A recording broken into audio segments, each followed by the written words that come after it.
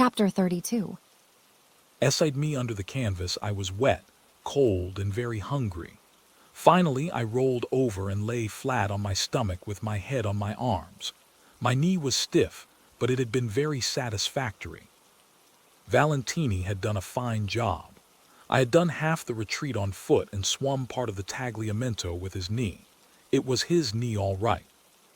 The other knee was mine. Doctors did things to you, and then it was not your body anymore. The head was mine, and the inside of the belly. It was very hungry in there. I could feel it turn over on itself. The head was mine, but not to use, not to think with, only to remember and not too much remember.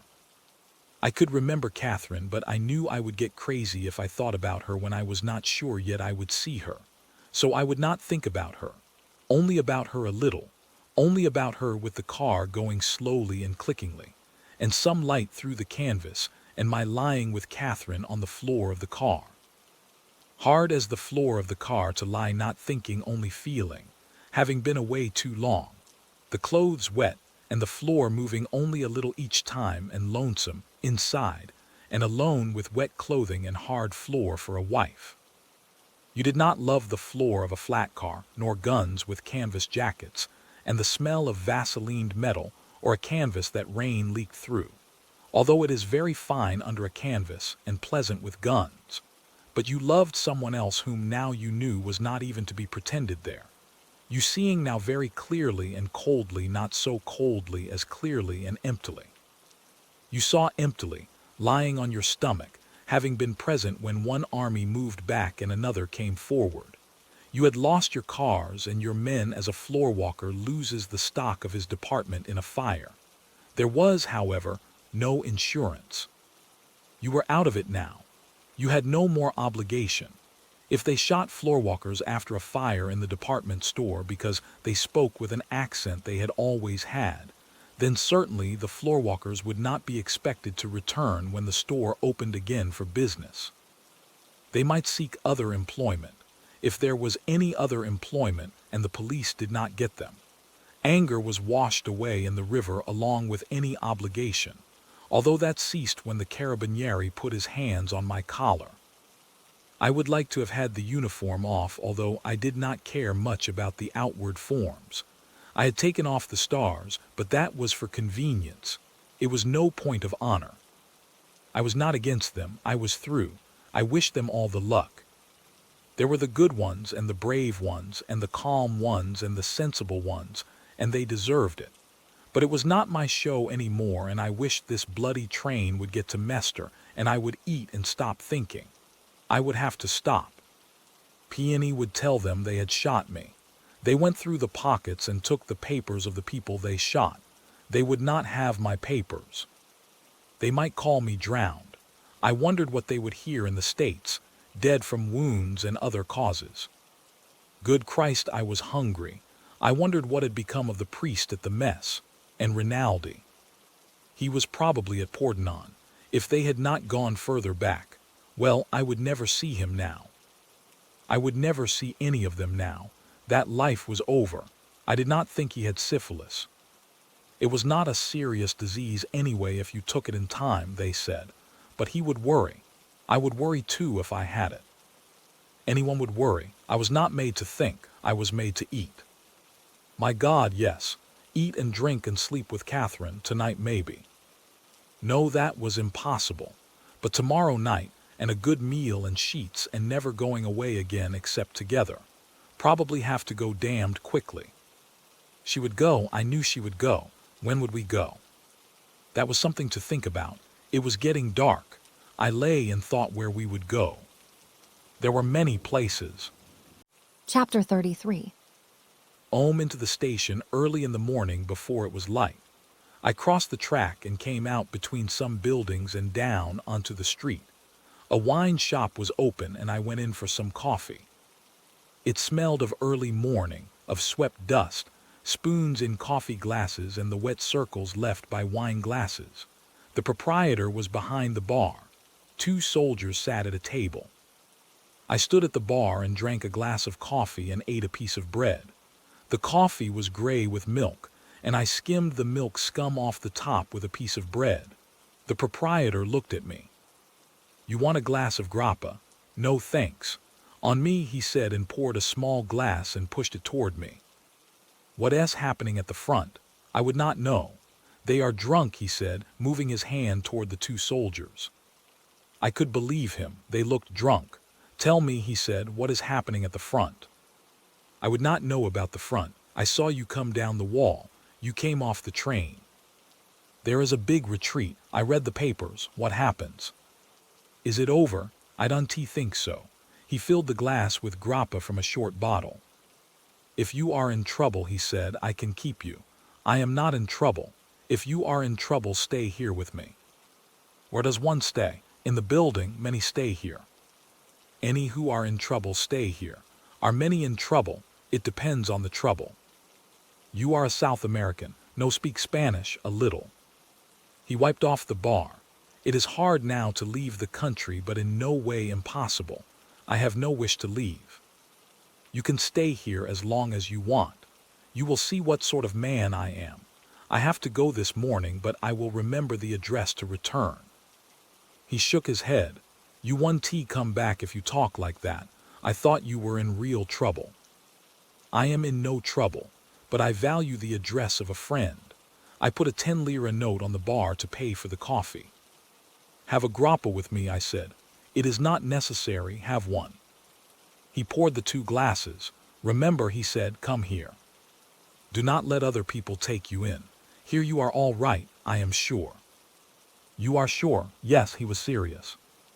"Then let me tell you one thing. Do not go about with that coat." "Why?" "On the sleeves it shows very plainly where the stars have been cut away. The cloth is a different color." I did not say anything. "If you have no papers, I can give you papers." "What papers?" "Leave papers." "I have no need for papers. I have papers." "All right," he said. "But if you need papers, I can get what you wish." "How much are such papers?" "It depends on what they are." "The price is reasonable. I don't need any now." He shrugged his shoulders. "I am all right," I said. When I went out, he said, "Don't forget that I am your friend." "No, I will see you again," he said. "Good," I said. Outside, I kept away from the station, where there were military police, and picked up a cab at the edge of the little park. I gave the driver the address of the hospital. At the hospital, I went to the porter's lodge. His wife embraced me. He shook my hand. "You are back. You are safe." "Yes." "Have you had breakfast?" "Yes." "How are you, tenant?" "How are you?" the wife asked. "Fine." "One tea you have breakfast with us?" "No, thank you." "Tell me, is Miss Barclay here at the hospital now?" "Miss Barclay, the English lady nurse." "His girl," the wife said. She patted my arm and smiled. "No," the porter said, "she is away." My heart went down. "You are sure?" "I mean the tall, blonde English young lady." "I am sure she is gone to Stresa." "When did she go?" "She went 2 days ago with the other lady English." "Good," I said. "I wish you to do something for me. Do not tell anyone you have seen me. It is very important." "I won't tell anyone," the porter said. I gave him a 10 lira note. He pushed it away. "I promise you I will tell no one," he said. "I don't want any money." "What can we do for you, Signor Tenant?" his wife asked. "Only that," I said. "We are dumb," the porter said. "You will let me know anything I can do." "Yes," I said. "Goodbye, I will see you again." They stood in the door, looking after me. I got into the cab and gave the driver the address of Simmons, one of the men I knew who was studying singing. Simmons lived a long way out in the town toward the Porta Magenta. He was still in bed and sleepy when I went to see him. "You get up awfully early, Henry," he said. "I came in on the early train." "What's all this retreat? Were you at the front? Will you have a cigarette?" "They lay in that box on the table." It was a big room with a bed beside the wall, a piano over on the far side, and a dresser and table. I sat on a chair by the bed. Simmons sat propped up by the pillows and smoked. "I am in a jam, Sim," I said. "So am I," he said. "I am always in a jam. One tea you smoke?" "No," I said. What's the procedure in going to Switzerland? For you, the Italians wouldn't let you out of the country. Yes, I know that, but the Swiss. What will they do? They intern you, I know. But what's the mechanics of it? Nothing. It's very simple. You can go anywhere. I think you just have to report or something. Why? Are you fleeing the police? Nothing definite yet. Don't tell me if you don't want. But it would be interesting to hear. Nothing happens here. I was a great flop at Piacenza. I am awfully sorry. Oh yes, I went very badly. I sung well too. I am going to try it again at the Lyrico here. I'd like to be there. You ray awfully polite. You aren't in a bad mess, are you? I don't know. Don't tell me if you don't want. How do you happen to be away from the bloody front? I think I am through with it. Good boy. I always knew you had sense. Can I help you any way? You ray awfully busy. Not a bit of it, my dear Henry. Not a bit of it. I'd be happy to do anything. You ray about my size. Would you go out and buy me an outfit of civilian clothes? I've clothes, but they ray all at Rome. You did live there, didn't you? It's a filthy place. How did you ever live there? I wanted to be an architect. That's no place for that. Don't buy clothes. I'll give you all the clothes you want. I'll fit you out so you'll be a great success. Go in that dressing room. There's a closet. Take anything you want. My dear fellow, you don't want to buy clothes. I'd rather buy them, Sim. My dear fellow, it's easier for me to let you have them than go out and buy them. Have you got a passport?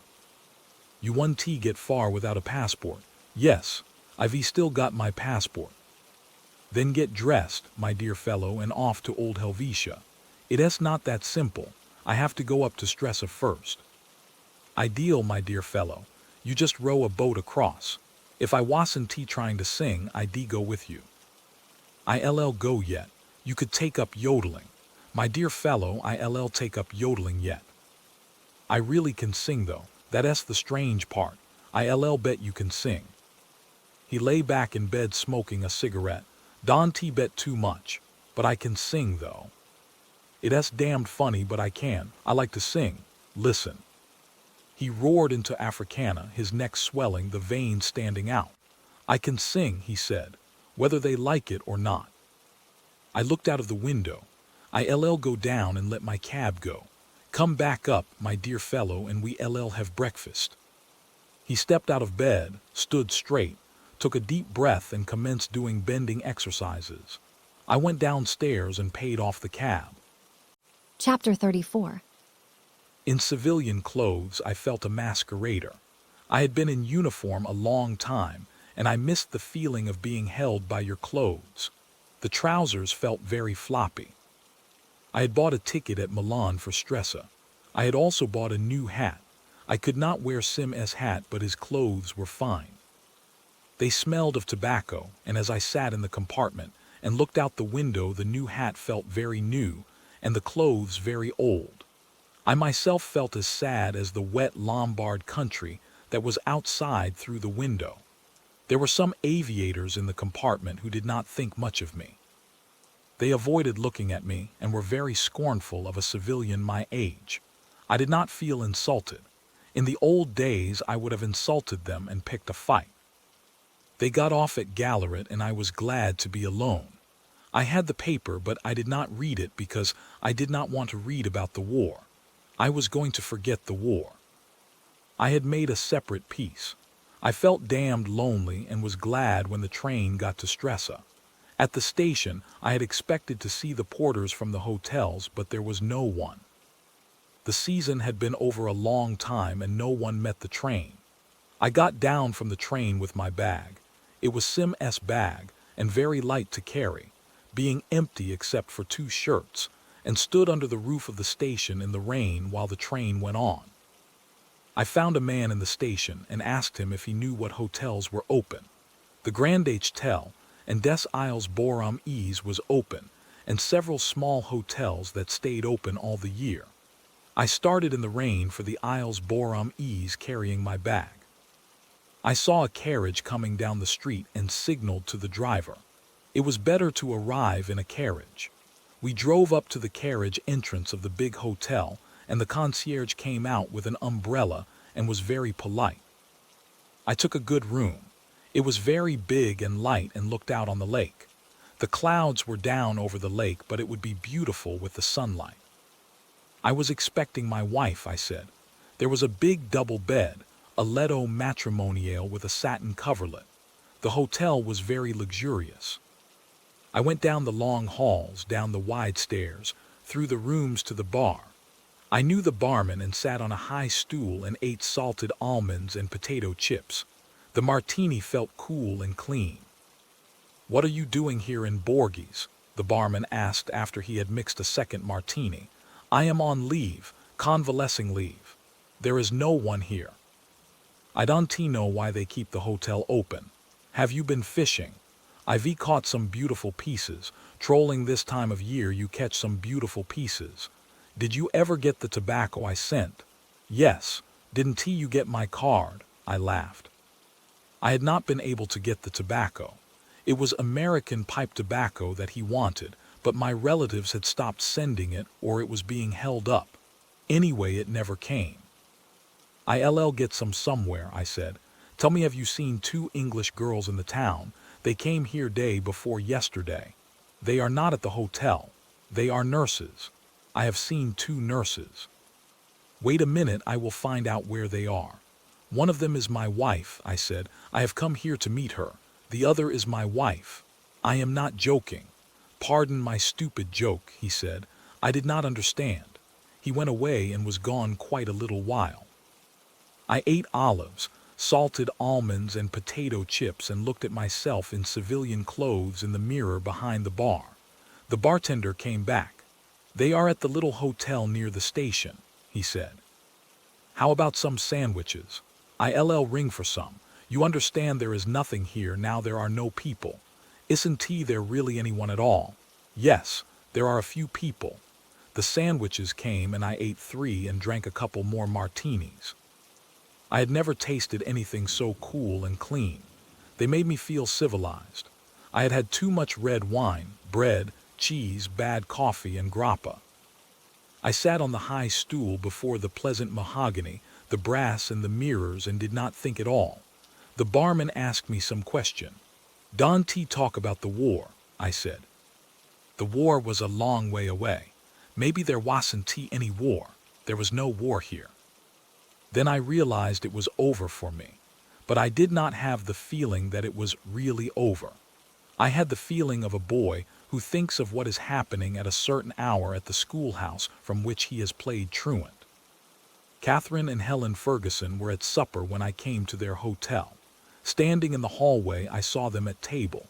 Catherine's face was away from me, and I saw the line of her hair and her cheek and her lovely neck and shoulders. Ferguson was talking. She stopped when I came in. "My God," she said. "Hello," I said. "White you," Catherine said. Her face lighted up. She looked too happy to believe it. I kissed her. Catherine blushed and I sat down at the table. "You're a fine mess," Ferguson said. "What are you doing here? Have you eaten?" "No." The girl who was serving the meal came in and I told her to bring a plate for me. Catherine looked at me all the time, her eyes happy. "What are you doing in mufti?" Ferguson asked. "I am in the cabinet. You're in some mess." "Cheer up, Fergie." "Cheer up just a little." "I am not cheered by seeing you. I know the mess you've gotten this girl into. You're no cheerful sight to me." Catherine smiled at me and touched me with her foot under the table. "No one got me in a mess, Fergie. I get in my own messes." "I can stand him," Ferguson said. "He's done nothing but ruin you with his sneaking Italian tricks." "Americans are worse than Italians. The Scotch are such a moral people," Catherine said. "I don't mean that, I mean his Italian sneakiness." "Am I sneaky, Fergie?" "You are. You're worse than sneaky. You're like a snake with an Italian uniform, with a cape around your neck. I haven't got an Italian uniform now. That's just another example of your sneakiness. You had a love affair all summer and got this girl with child, and now I suppose you'll sneak off. I smiled at Catherine and she smiled at me. We LL both sneak off, she said. You ray two of the same thing, Ferguson said. I am ashamed of you, Catherine Barclay. You have no shame and no honor, and you ray as sneaky as he is. Don T. Fergie, Catherine said and patted her hand. Don T. denounced me. You know we like each other. Take your hand away, Ferguson said. Her face was red. If you had any shame, it would be different. But you ray God knows how many months gone with child, and you think it s a joke and are all smiles because your seducer s come back. You v no shame and no feelings. She began to cry. Catherine went over and put her arm around her. As she stood comforting Ferguson, I could see no change in her figure. I don't care, Ferguson sobbed. I think it s dreadful. There, Fergie, Catherine comforted her. I'll be ashamed. Don't cry, Fergie, don't cry, old Fergie. I am not crying, Ferguson sobbed. I am not crying, except for the awful thing you've gotten into. She looked at me. I hate you, she said. She can make me not hate you, you dirty sneaking American Italian. Her eyes and nose were red with crying. Catherine smiled at me. Don't you smile at him with your arm around me. You ray unreasonable, Fergie. I know it, Ferguson sobbed. You mustn't mind me, either of you. I am so upset. I am not reasonable, I know it. I want you both to be happy. We ray happy, Catherine said. You ray a sweet Fergie, Ferguson cried again. I don't want you happy the way you are. Why don't you get married? You haven't got another wife, have you? No, I said. Catherine laughed. It s nothing to laugh about, Ferguson said. Plenty of them have other wives. We be married, Fergie, Catherine said, if it will please you. Not to please me, you should want to be married. We've been very busy. Yes, I know. Busy making bobbies. I thought she was going to cry again, but she went into bitterness instead. I suppose you go off with him now tonight. Yes, said Catherine, if he wants me. What about me? Are you afraid to stay here alone? Yes, I am. Then I'll stay with you. No, go on with him. Go with him right away. I am sick of seeing both of you. We better finish dinner. No, go right away. Fergie, be reasonable. I say get out right away. Go away, both of you. Let us go then, I said. I was sick of Fergie. You do want to go. You see, you want to leave me even to eat dinner alone. I've always wanted to go to the Italian lakes, and this is how it is. Oh, she sobbed, then looked at Catherine and choked. We'll stay till after dinner, Catherine said. And I'll not leave you alone if you want me to stay. I want to leave you alone, Fergie. No, I want you to go. I want you to go. She wiped her eyes. I am so unreasonable. Please don't mind me. The girl who served the meal had been upset by all the crying. Now, as she brought in the next course, she seemed relieved that things were better. That night at the hotel, in our room with the long empty hall outside and our shoes outside the door, a thick carpet on the floor of the room, outside the windows the rain falling, and in the room light and pleasant and cheerful, then the light out and it exciting with smooth sheets and the bed comfortable, feeling that we had come home, feeling no longer alone, waking in the night to find the other one there, and not gone away. All other things were unreal. We slept when we were tired, and if we woke, the other one woke too, so one was not alone. Often a man wishes to be alone, and a girl wishes to be alone too, and if they love each other, they are jealous of that in each other. But I can truly say we never felt that. We could feel alone when we were together, alone against the others. It has only happened to me like that once. I have been alone while I was with many girls, and that is the way that you can be most lonely. But we were never lonely, and never afraid when we were together. I know that the night is not the same as the day, that all things are different, that the things of the night cannot be explained in the day, because they do not then exist, and the night can be a dreadful time for lonely people once their loneliness has started. But with Catherine, there was almost no difference in the night except that it was an even better time. If people bring so much courage to this world, the world has to kill them to break them, so of course it kills them. The world breaks every one, and afterward many are strong at the broken places. But those that will not break it kills. It kills the very good and the very gentle and the very brave impartially. If you are none of these, you can be sure it will kill you too, but there will be no special hurry. I remember waking in the morning. Catherine was asleep and the sunlight was coming in through the window. The rain had stopped and I stepped out of bed and across the floor to the window. Down below were the gardens, bare now but beautifully regular, the gravel paths, the trees, the stone wall by the lake and the lake in the sunlight with the mountains beyond. I stood at the window looking out, and when I turned away I saw Catherine was awake and watching me. "How are you, darling?" she said. "Isn't it a lovely day? How do you feel?" "I feel very well. We had a lovely night." "Do you want breakfast?" She wanted breakfast. So did I, and we had it in bed, the November sunlight coming in the window and the breakfast tray across my lap. "Don T, you want the paper. You always wanted the paper in the hospital." "No," I said. "I don't want the paper now." "Was it so bad you don't want even to read about it?" "I don't want to read about it. I wish I had been with you so I would know about it too. I'll tell you about it if I ever get it straight in my head. But one T, they arrest you if they catch you out of uniform. They'll probably shoot me. Then we'll not stay here. We'll get out of the country. I thought something of that. We'll get out. Darling, you shouldn't take silly chances. Tell me, how did you come from Mester to Milan?" "I came on the train." "I was in uniform then."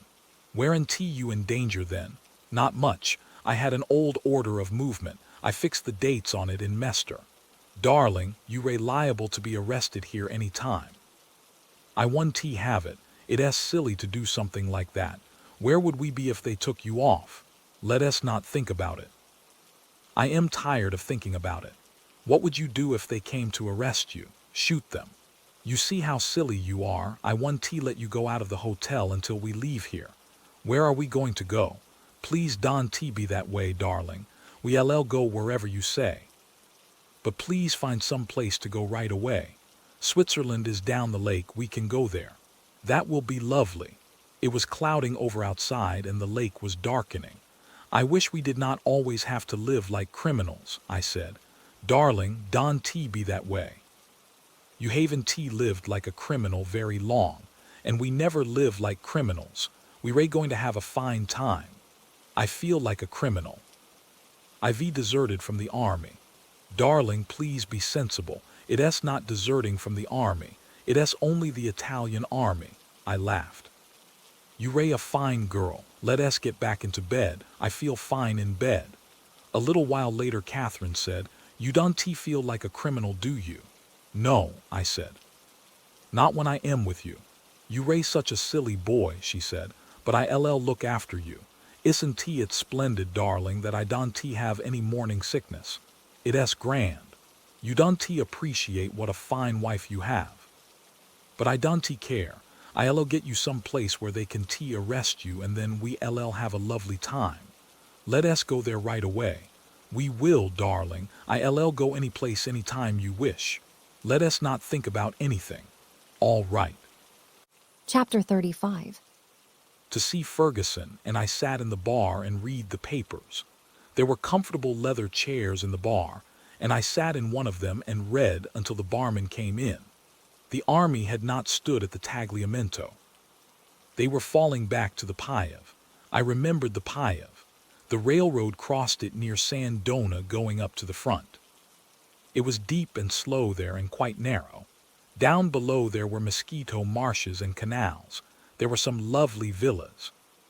Once before the war, going up to Cortina di Ampezzo, I had gone along it for several hours in the hills. Up there, it looked like a trout stream, flowing swiftly with shallow stretches and pools under the shadow of the rocks. The road turned off from it at Cador. I wondered how the army that was up there would come down. The barman came in. "Count Greffi was asking for you," he said. "Who? Count Greffi? You remember the old man who was here when you were here before?" "Is he here?" "Yes, he's here with his niece. I told him you were here. He wants you to play billiards." "Where is he?" "He's taking a walk." How is he? He's younger than ever. He drank 3 champagne cocktails last night before dinner. How's his billiard game? Good, he beat me. When I told him you were here, he was very pleased. There's nobody here for him to play with. Count Greffy was 94 years old. He had been a contemporary of Metternich and was an old man with white hair and mustache and beautiful manners. He had been in the diplomatic service of both Austria and Italy, and his birthday parties were the great social event of Milan. He was living to be 100 years old and played a smoothly fluent game of billiards that contrasted with his own 94-year-old brittleness. I had met him when I had been at Stresa once before out of season, and while we played billiards we drank champagne. I thought it was a splendid custom, and he gave me 15 points in 100 and beat me. Why didn't you tell me he was here? I forgot it. Who else is here? No one you know. There are only 6 people altogether. What are you doing now? Nothing. Come on out fishing. I could come for an hour.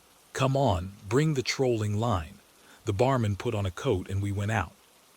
We went down and got a boat, and I rowed while the barman sat in the stern and let out the line with a spinner and a heavy sinker on the end to troll for lake trout. We rowed along the shore, the barman holding the line in his hand and giving it occasional jerks forward. Stresa looked very deserted from the lake. There were the long rows of bare trees, the big hotels, and the closed villas. I rowed across to Isola Bella and went close to the walls, where the water deepened sharply, and you saw the rock wall slanting down in the clear water, and then up and along to the fisherman's island. The sun was under a cloud, and the water was dark and smooth and very cold. We did not have a strike, though we saw some circles on the water from rising fish. I rowed up opposite the fisherman's island, where there were boats drawn up and men were mending nets. Should we get a drink? All right. I brought the boat up to the stone pier, and the barman pulled in the line, coiling it on the bottom of the boat and hooking the spinner on the edge of the gunwale. I stepped out and tied the boat. We went into a little cafe, sat at a bare wooden table, and ordered vermouth. Are you tired from rowing? No. I'll row back, he said. I like to row. Maybe if you hold the line it will change the luck. All right. Tell me, how goes the war? Rotten. I don't have to go. I'm too old, like Count Greffy. Maybe you'll have to go yet. Next year they'll call my class, but I won't go. What will you do? Get out of the country. I wouldn't go to war. I was at the war once in Abyssinia. Nix, why do you go? I don't know. I was a fool. Have another vermouth? All right. The barman rowed back. We trolled up the lake beyond Stresa and then down not far from shore. I held the taut line and felt the faint pulsing of the spinner revolving while I looked at the dark November water of the lake and the deserted shore. The barman rowed with long strokes, and on the forward thrust of the boat the line throbbed. Once I had a strike. The line hardened suddenly and jerked back.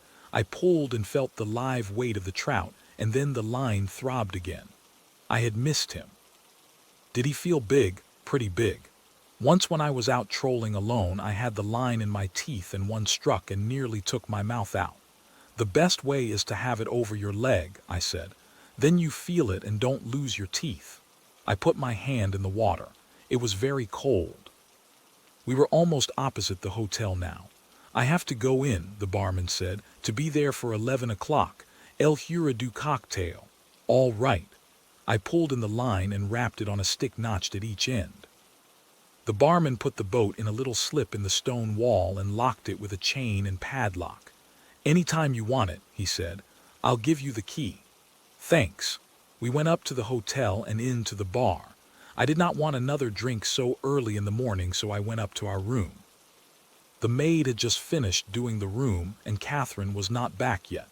I lay down on the bed and tried to keep from thinking. When Catherine came back, it was all right again. Ferguson was downstairs, she said. She was coming to lunch. I knew you wouldn't mind, Catherine said. No, I said. What's the matter, darling? I don't know. I know you haven't anything to do. All you have is me, and I go away. That's true. I'm sorry, darling. I know it must be a dreadful feeling to have nothing at all suddenly. My life used to be full of everything, I said. Now if you aren't with me, I haven't a thing in the world. But I'll be with you. I was only gone for 2 hours. Isn't there anything you can do? I went fishing with the barman. Wasn't it fun? Yes. Don't think about me when I'm not here.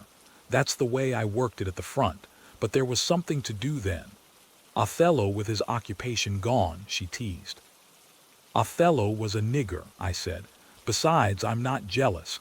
I'm just so in love with you that there isn't anything else. Will you be a good boy and be nice to Ferguson? I'm always nice to Ferguson unless she curses me. Be nice to her. Think how much we have and she hasn't anything. I don't think she wants what we have. You don't know much, darling, for such a wise boy. I'll be nice to her. I know you will. You're so sweet. She won't stay afterward, will she? No, I'll get rid of her. And then we'll come up here. Of course. What do you think I want to do? We went downstairs to have lunch with Ferguson. She was very impressed by the hotel and the splendor of the dining room. We had a good lunch with a couple of bottles of white Capri. Count Greffy came into the dining room and bowed to us. His niece, who looked a little like my grandmother, was with him. I told Catherine and Ferguson about him, and Ferguson was very impressed. The hotel was very big and grand and empty, but the food was good. The wine was very pleasant, and finally the wine made us all feel very well. Catherine had no need to feel any better. She was very happy. Ferguson became quite cheerful. I felt very well myself. After lunch, Ferguson went back to her hotel. She was going to lie down for a while after lunch, she said. Along late in the afternoon, someone knocked on our door. Who is it? The Count Greffy wishes to know if you will play billiards with him. I looked at my watch. I had taken it off and it was under the pillow. Do you have to go, darling? Catherine whispered. I think I'd better. The watch was 4:15 o'clock. Out loud I said, tell the Count Greffy I will be in the billiard room at 5 o'clock. At 4:45 I kissed Catherine goodbye and went into the bathroom to dress. Knotting my tie and looking in the glass, I looked strange to myself in the civilian clothes. I must remember to buy some more shirts and socks. Will you be away a long time? Catherine asked. She looked lovely in the bed. Would you hand me the brush? I watched her brushing her hair, holding her head so the weight of her hair all came on one side. It was dark outside and the light over the head of the bed shone on her hair and on her neck and shoulders. I went over and kissed her and held her hand with the brush and her head sunk back on the pillow. I kissed her neck and shoulders. I felt faint with loving her so much. I don't want to go away. I don't want you to go away. I won't go then. Yes, go. It's only for a little while and then you'll come back. We'll have dinner up here. Hurry and come back. I found the Count Greffy in the billiard room. He was practicing strokes, looking very fragile under the light that came down above the billiard table. On a card table, a little way beyond the light, was a silver icing bucket with the necks and corks of 2 champagne bottles showing above the ice. The Count Greffy straightened up when I came toward the table and walked toward me. He put out his hand. It is such a great pleasure that you are here. You were very kind to come to play with me. It was very nice of you to ask me. Are you quite well? They told me you were wounded on the Isonzo. I hope you are well again. I'm very well. Have you been well? Oh, I am always well. But I am getting old. I detect signs of age now. I can't believe it. Yes, do you want to know one? It is easier for me to talk Italian. I discipline myself, but I find when I am tired that it is so much easier to talk Italian. So I know I must be getting old. We could talk Italian. I am a little tired too. Oh, but when you are tired it will be easier for you to talk English. American. Yes, American. You will please talk American. It is a delightful language. I hardly ever see Americans. You must miss them. One misses one's countrymen and especially one's countrywomen. I know that experience. Should we play or are you too tired? I'm not really tired. I said that for a joke. What handicap will you give me? Have you been playing very much? None at all. You play very well. 10 points in 100. You flatter me. 15. That would be fine, but you will beat me. Should we play for a stake? You always wish to play for a stake.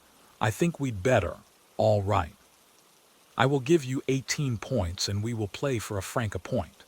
He played a lovely game of billiards, and with the handicap I was only 4 ahead at 50. Count Greffy pushed a button on the wall to ring for the barman. "Open 1 bottle, please," he said. Then to me, "We will take a little stimulant." The wine was icy cold and very dry and good. "Should we talk Italian? Would you mind very much?" "It is my great weakness now." We went on playing, sipping the wine between shots, speaking in Italian but talking little, concentrated on the game. Count Greffy made his 100th point, and with the handicap I was only at 94. He smiled and patted me on the shoulder. "Now we will drink the other bottle and you will tell me about the war." He waited for me to sit down. "About anything else," I said. "You don't want to talk about it." "Good, what have you been reading?" "Nothing," I said. "I'm afraid I am very dull." "No, but you should read." "What is there written in wartime?" "There is Le Feu by a Frenchman, Barbus." "There is Mr. Brittling sees through it." "No, he doesn't." "What? He doesn't see through it." "Those books were at the hospital." "Then you have been reading." "Yes, but nothing any good." "I thought Mr. Brittling a very good study of the English middle-class soul." "I don't know about the soul." "Poor boy, we none of us know about the soul." "Are you croyant?" "At night." Count Greffy smiled and turned the glass with his fingers. "I had expected to become more devout as I grow older, but somehow I haven't," he said. "It is a great pity." "Would you like to live after death?" I asked, and instantly felt a fool to mention death. But he did not mind the word. "It would depend on the life. This life is very pleasant." "I would like to live forever," he smiled. "I very nearly have." We were sitting in the deep leather chairs, the champagne in the ice bucket and our glasses on the table between us. "If you ever live to be as old as I am, you will find many things strange. You never seem old. It is the body that is old. Sometimes I am afraid I will break off a finger as one breaks a stick of chalk. And the spirit is no older and not much wiser. You are wise. No, that is the great fallacy, the wisdom of old men. They do not grow wise, they grow careful. Perhaps that is wisdom. It is a very unattractive wisdom. What do you value most? Someone I love. With me it is the same. That is not wisdom. Do you value life? Yes, so do I. Because it is all I have. And to give birthday parties," he laughed. "You are probably wiser than I am." "You do not give birthday parties." We both drank the wine. "What do you think of the war really?" I asked. "I think it is stupid. Who will win it? Italy. Why, they are a younger nation. Do younger nations always win wars? They are apt to for a time. Then what happens? They become older nations. You said you were not wise. Dear boy, that is not wisdom. That is cynicism. It sounds very wise to me. It's not particularly. I could quote you the examples on the other side, but it is not bad." "Have we finished the champagne?" "Almost. Should we drink some more? Then I must dress." "Perhaps we'd better not now. You are sure you don't want more?" "Yes." He stood up. "I hope you will be very fortunate and very happy and very, very healthy." "Thank you." "And I hope you will live forever." "Thank you. I have. And if you ever become devout, pray for me if I am dead." I am asking several of my friends to do that. I had expected to become devout myself, but it has not come. I thought he smiled sadly, but I could not tell. He was so old and his face was very wrinkled, so that a smile used so many lines that all gradations were lost. "I might become very devout," I said. "Anyway, I will pray for you." I had always expected to become devout. All my family died very devout. But somehow it does not come. It's too early. Maybe it is too late. Perhaps I have outlived my religious feeling. My own comes only at night. Then too you are in love. Do not forget that is a religious feeling. You believe so? Of course. He took a step toward the table. "You were very kind to play. It was a great pleasure. We will walk upstairs together." Chapter 36. The rain lashing the window panes. It was coming in the open window. Someone had knocked on the door. I went to the door very softly, not to disturb Catherine, and opened it. The barman stood there. He wore his overcoat and carried his wet hat. "Can I speak to you, tenant? What's the matter? It's a very serious matter." I looked around. The room was dark. I saw the water on the floor from the window. "Come in," I said.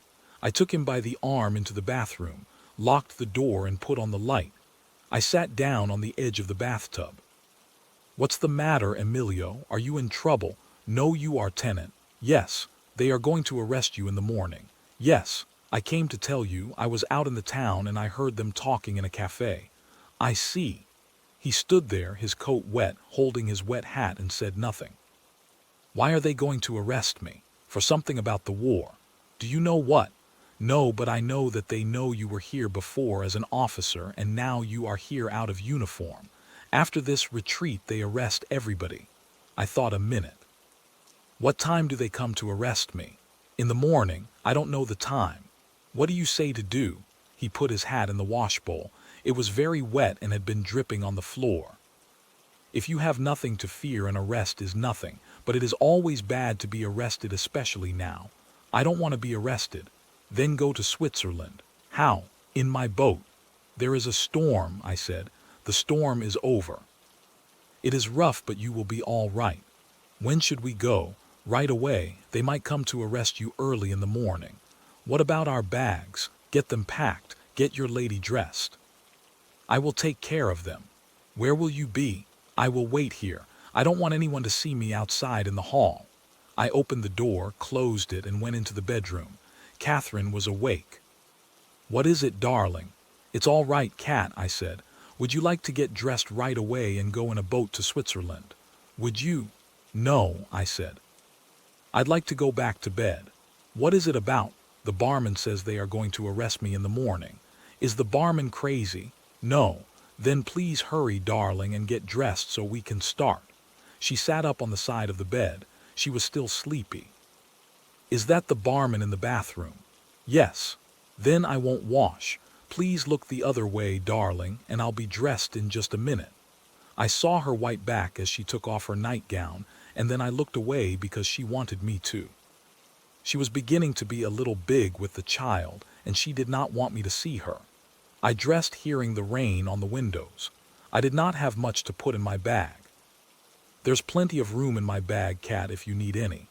"I'm almost packed," she said. "Darling, I'm awfully stupid, but why is the barman in the bathroom?" He's waiting to take our bags down. He's awfully nice." "He's an old friend," I said. "I nearly sent him some pipe tobacco once." I looked out the open window at the dark night. I could not see the lake, only the dark and the rain, but the wind was quieter. "I'm ready, darling," Catherine said. "All right." I went to the bathroom door. "Here are the bags, Emilio," I said. The barman took the 2 bags.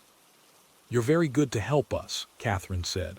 "That's nothing, lady," the barman said. "I'm glad to help you just so I don't get in trouble myself." "Listen," he said to me. "I'll take these out the servants' stairs and to the boat.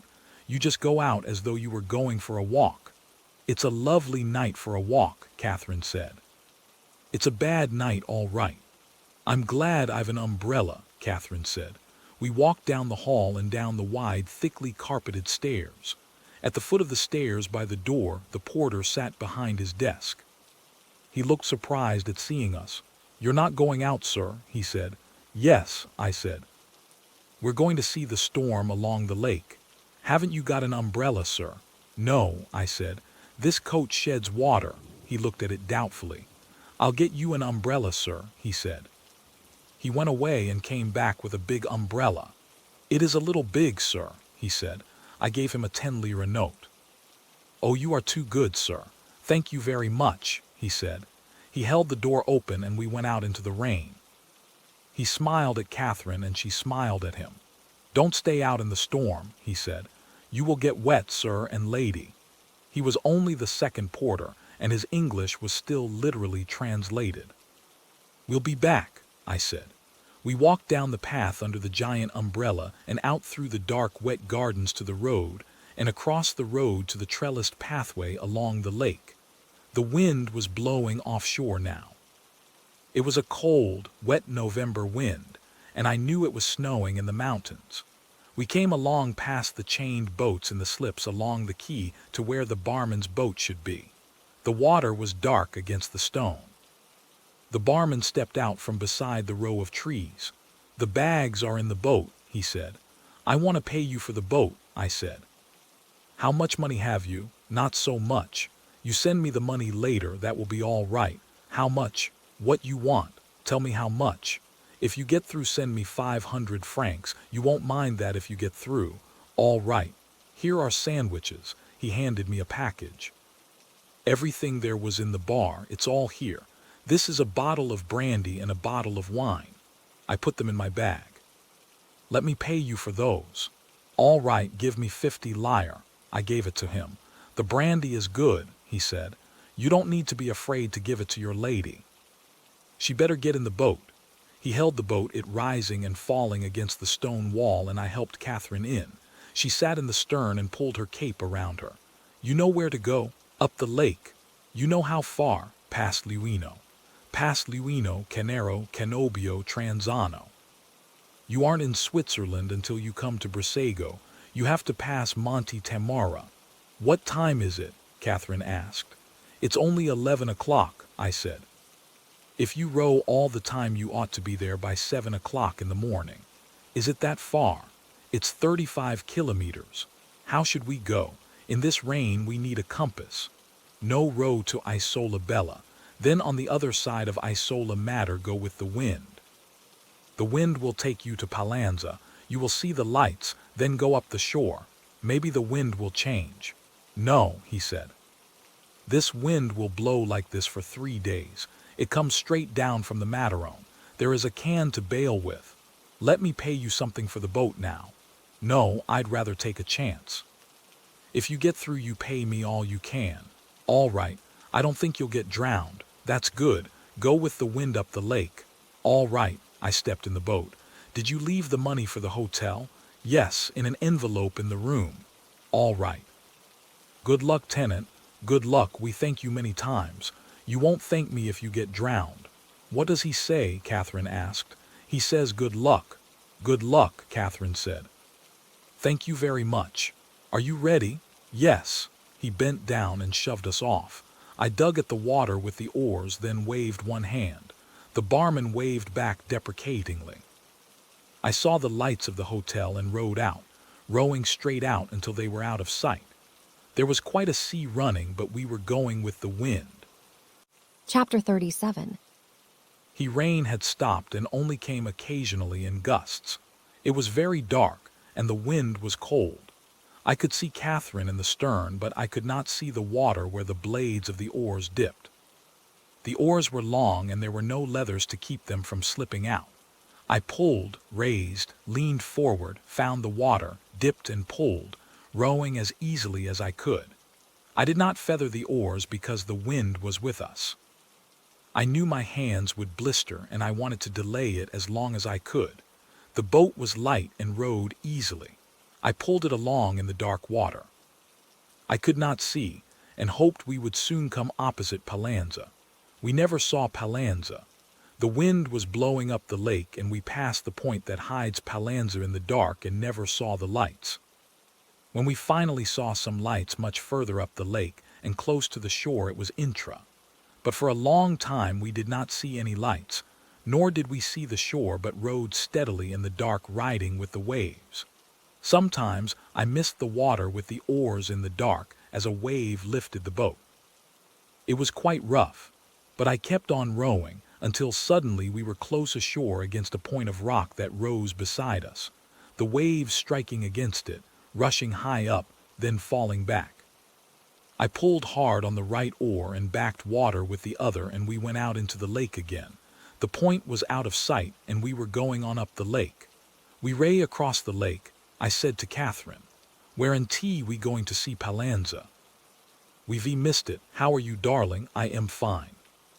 I could take the oars a while. "No, I am fine. Poor Ferguson," Catherine said.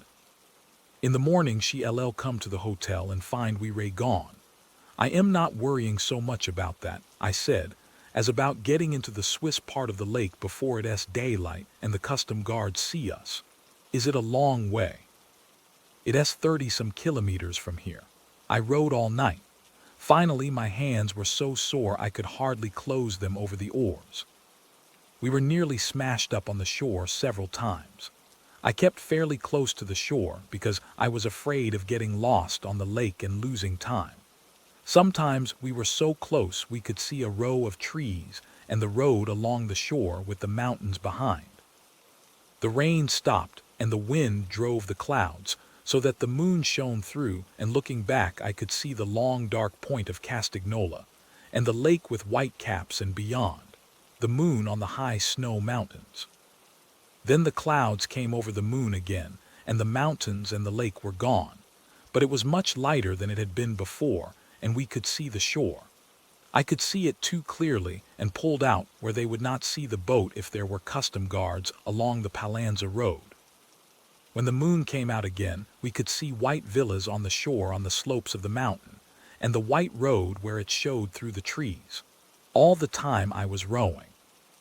The lake widened, and across it on the shore at the foot of the mountains on the other side, we saw a few lights that should be Luino. I saw a wedge-like gap between the mountains on the other shore, and I thought that must be Luino. If it was, we were making good time. I pulled in the oars and lay back on the seat. I was very, very tired of rowing. My arms and shoulders and back ached and my hands were sore. I could hold the umbrella, Catherine said. We could sail with that with the wind. Can you steer? I think so. You take this oar and hold it under your arm close to the side of the boat and steer, and I'll hold the umbrella. I went back to the stern and showed her how to hold the oar. I took the big umbrella the porter had given me and sat facing the bow and opened it. It opened with a clap. I held it on both sides, sitting astride the handle hooked over the seat. The wind was full in it, and I felt the boat suck forward while I held as hard as I could to the two edges. It pulled hard. The boat was moving fast. We were going beautifully, Catherine said. All I could see was umbrella ribs. The umbrella strained and pulled, and I felt us driving along with it.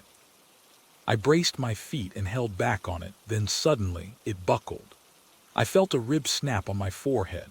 I tried to grab the top that was bending with the wind, and the whole thing buckled and went inside out, and I was astride the handle of an inside-out, ripped umbrella, where I had been holding a wind-filled pulling sail. I unhooked the handle from the seat, laid the umbrella in the bow, and went back to Catherine for the oar. She was laughing. She took my hand and kept on laughing. What's the matter? I took the oar. You look so funny holding that thing. I suppose so. Don T.B. Cross, darling, it was awfully funny. You looked about 20 feet broad and very affectionate holding the umbrella by the edges. She choked. I'll row. Take a rest and a drink. It's a grand night and we've come a long way. I have to keep the boat out of the trough of the waves. I'll get you a drink. Then rest a little while, darling. I held the oars up and we sailed with them. Catherine was opening the bag. She handed me the brandy bottle. I pulled the cork with my pocket knife and took a long drink. It was smooth and hot, and the heat went all through me, and I felt warmed and cheerful. It's lovely brandy, I said. The moon was under again, but I could see the shore. There seemed to be another point going out a long way ahead into the lake. Are you warm enough, Cat? I am splendid. I am a little stiff. Bail out that water and you can put your feet down. Then I rowed and listened to the oarlocks and the dip and scrape of the bailing tin under the stern seat. Would you give me the bailer? I said I want a drink. It's awfully dirty. That's all right. I'll rinse it. I heard Catherine rinsing it over the side. Then she handed it to me dipped full of water. I was thirsty after the brandy and the water was icy cold, so cold it made my teeth ache. I looked toward the shore. We were closer to the long point. There were lights in the bay ahead. Thanks, I said and handed back the tin pail. You ray ever so welcome, Catherine said. There's much more if you want it. Don T, you want to eat something? No, I'll be hungry in a little while. We'll save it till then. All right. What looked like a point ahead was a long, high headland. I went further out in the lake to pass it. The lake was much narrower now. The moon was out again, and the Guardia di Finanza could have seen our boat black on the water if they had been watching. How are you, Cat? I asked. I am all right. Where are we? I don't think we have more than about 8 miles more. That's a long way to row, you poor sweet. Aren't you dead? No, I am all right. My hands are sore is all. We went on up the lake. There was a break in the mountains on the right bank, a flattening out with a low shoreline that I thought must be Cannobio. I stayed a long way out because it was from now on that we ran the most danger of meeting Guardia. There was a high dome-capped mountain on the other shore away ahead. I was tired. It was no great distance to row, but when you were out of condition, it had been a long way. I knew I had to pass that mountain and go up the lake at least 5 miles further before we would be in Swiss water. The moon was almost down now, but before it went down the sky clouded over again and it was very dark. I stayed well out in the lake, rowing a while, then resting and holding the oars so that the wind struck the blades. Let me row a while, Catherine said. I don't think you ought to. Nonsense, it would be good for me. It would keep me from being too stiff. I don't think you should, Cat. Nonsense. Rowing in moderation is very good for the pregnant lady. All right, you row a little moderately. I'll go back, then you come up. Hold on to both gunwales when you come up. I sat in the stern with my coat on and the collar turned up and watched Catherine row. She rowed very well, but the oars were too long and bothered her. I opened the bag and ate a couple of sandwiches and took a drink of the brandy. It made everything much better, and I took another drink. Tell me when you ray tired, I said. Then a little later, watch out the oar doesn't pop you in the tummy. If it did, Catherine said, between strokes life might be much simpler. I took another drink of the brandy. How are you going? All right. Tell me when you want to stop. All right. I took another drink of the brandy, then took hold of the 2 gunwales of the boat and moved forward. No, I am going beautifully. Go on back to the stern. I've had a grand rest. For a while with the brandy I rowed easily and steadily. Then I began to catch crabs, and soon I was just chopping along again with a thin brown taste of bile from having rowed too hard after the brandy. Give me a drink of water, will you? I said. That's easy, Catherine said. Before daylight it started to drizzle. The wind was down, or we were protected by mountains that bounded the curve the lake had made. When I knew daylight was coming I settled down and rowed hard. I did not know where we were, and I wanted to get into the Swiss part of the lake. When it was beginning to be daylight we were quite close to the shore.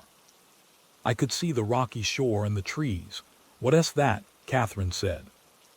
I rested on the oars and listened. It was a motor boat chugging out on the lake. I pulled close up to the shore and lay quiet. The chugging came closer. Then we saw the motor boat in the rain a little astern of us. There were 4 Guardia di Finanza in the stern, their Alpini hats pulled down, their cape collars turned up and their carbines slung across their backs. They all looked sleepy so early in the morning. I could see the yellow on their hats and the yellow marks on their cape collars.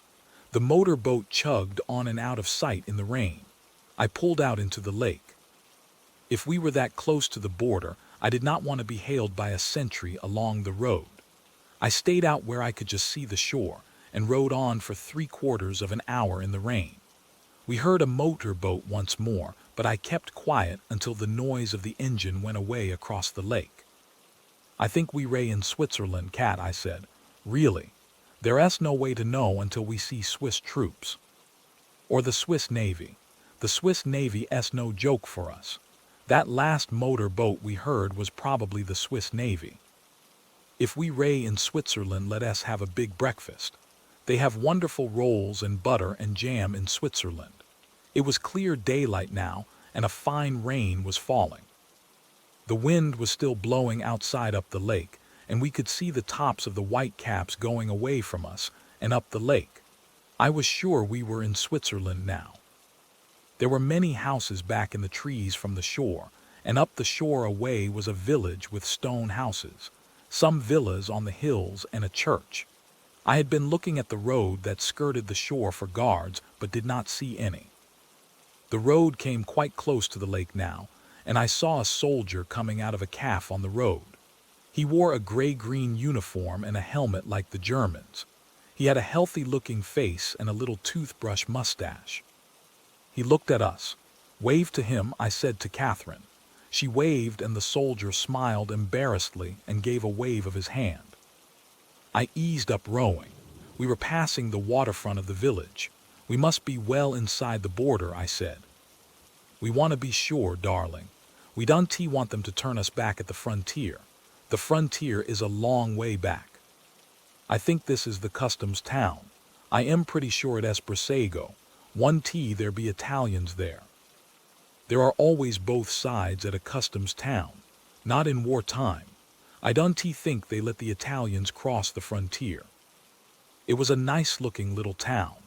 There were many fishing boats along the quay, and nets were spread on racks. There was a fine November rain falling, but it looked cheerful and clean even with the rain. "Should we land then and have breakfast?" "All right." I pulled hard on the left oar and came in close, then straightened out when we were close to the quay and brought the boat alongside. I pulled in the oars, took hold of an iron ring, stepped up on the wet stone, and was in Switzerland. I tied the boat and held my hand down to Catherine. "Come on up, Cat. It is a grand feeling. What about the bags? Leave them in the boat." Catherine stepped up, and we were in Switzerland together. "What a lovely country," she said. "Isn't it grand? Let us go and have breakfast. Isn't it a grand country? I love the way it feels under my shoes. I am so stiff I can feel it very well, but it feels like a splendid country. Darling, do you realize we ray here and out of that bloody place?" "I do, I really do. I've never realized anything before. Look at the houses. Isn't this a fine square? There's a place we can get breakfast. Isn't the rain fine? They never had rain like this in Italy. It's cheerful rain. And we ray here, darling. Do you realize we ray here?" We went inside the cafe and sat down at a clean wooden table. We were cockeyed, excited. A splendid, clean-looking woman with an apron came and asked us what we wanted. "Rolls and jam and coffee," Catherine said. "I am sorry we haven't any rolls in wartime. Bread then. I can make you some toast." "All right, I want some eggs fried too. How many eggs for the gentleman?" "3, take 4, darling, 4 eggs." The woman went away. I kissed Catherine and held her hand very tight. We looked at each other and at the cafe. "Darling, darling, isn't it lovely?" "It's grand," I said. "I don't mind there not being rolls," Catherine said. "I thought about them all night, but I don't mind it. I don't mind it at all. I suppose pretty soon they will arrest us." "Never mind, darling. We'll have breakfast first." "You won't mind being arrested after breakfast. And then there's nothing they can do to us. We ray British and American citizens in good standing. You have a passport, haven't you? Of course. Oh, let us not talk about it. Let us be happy." "I couldn't be any happier," I said. A fat gray cat with a tail that lifted like a plume crossed the floor to our table and curved against my leg to purr each time she rubbed. I reached down and stroked her. Catherine smiled at me very happily. "Here comes the coffee," she said. They arrested us after breakfast. We took a little walk through the village, then went down to the quay to get our bags. A soldier was standing guard over the boat. "Is this your boat?" "Yes. Where do you come from?" "Up the lake." "Then I have to ask you to come with me. How about the bags?" "You can carry the bags."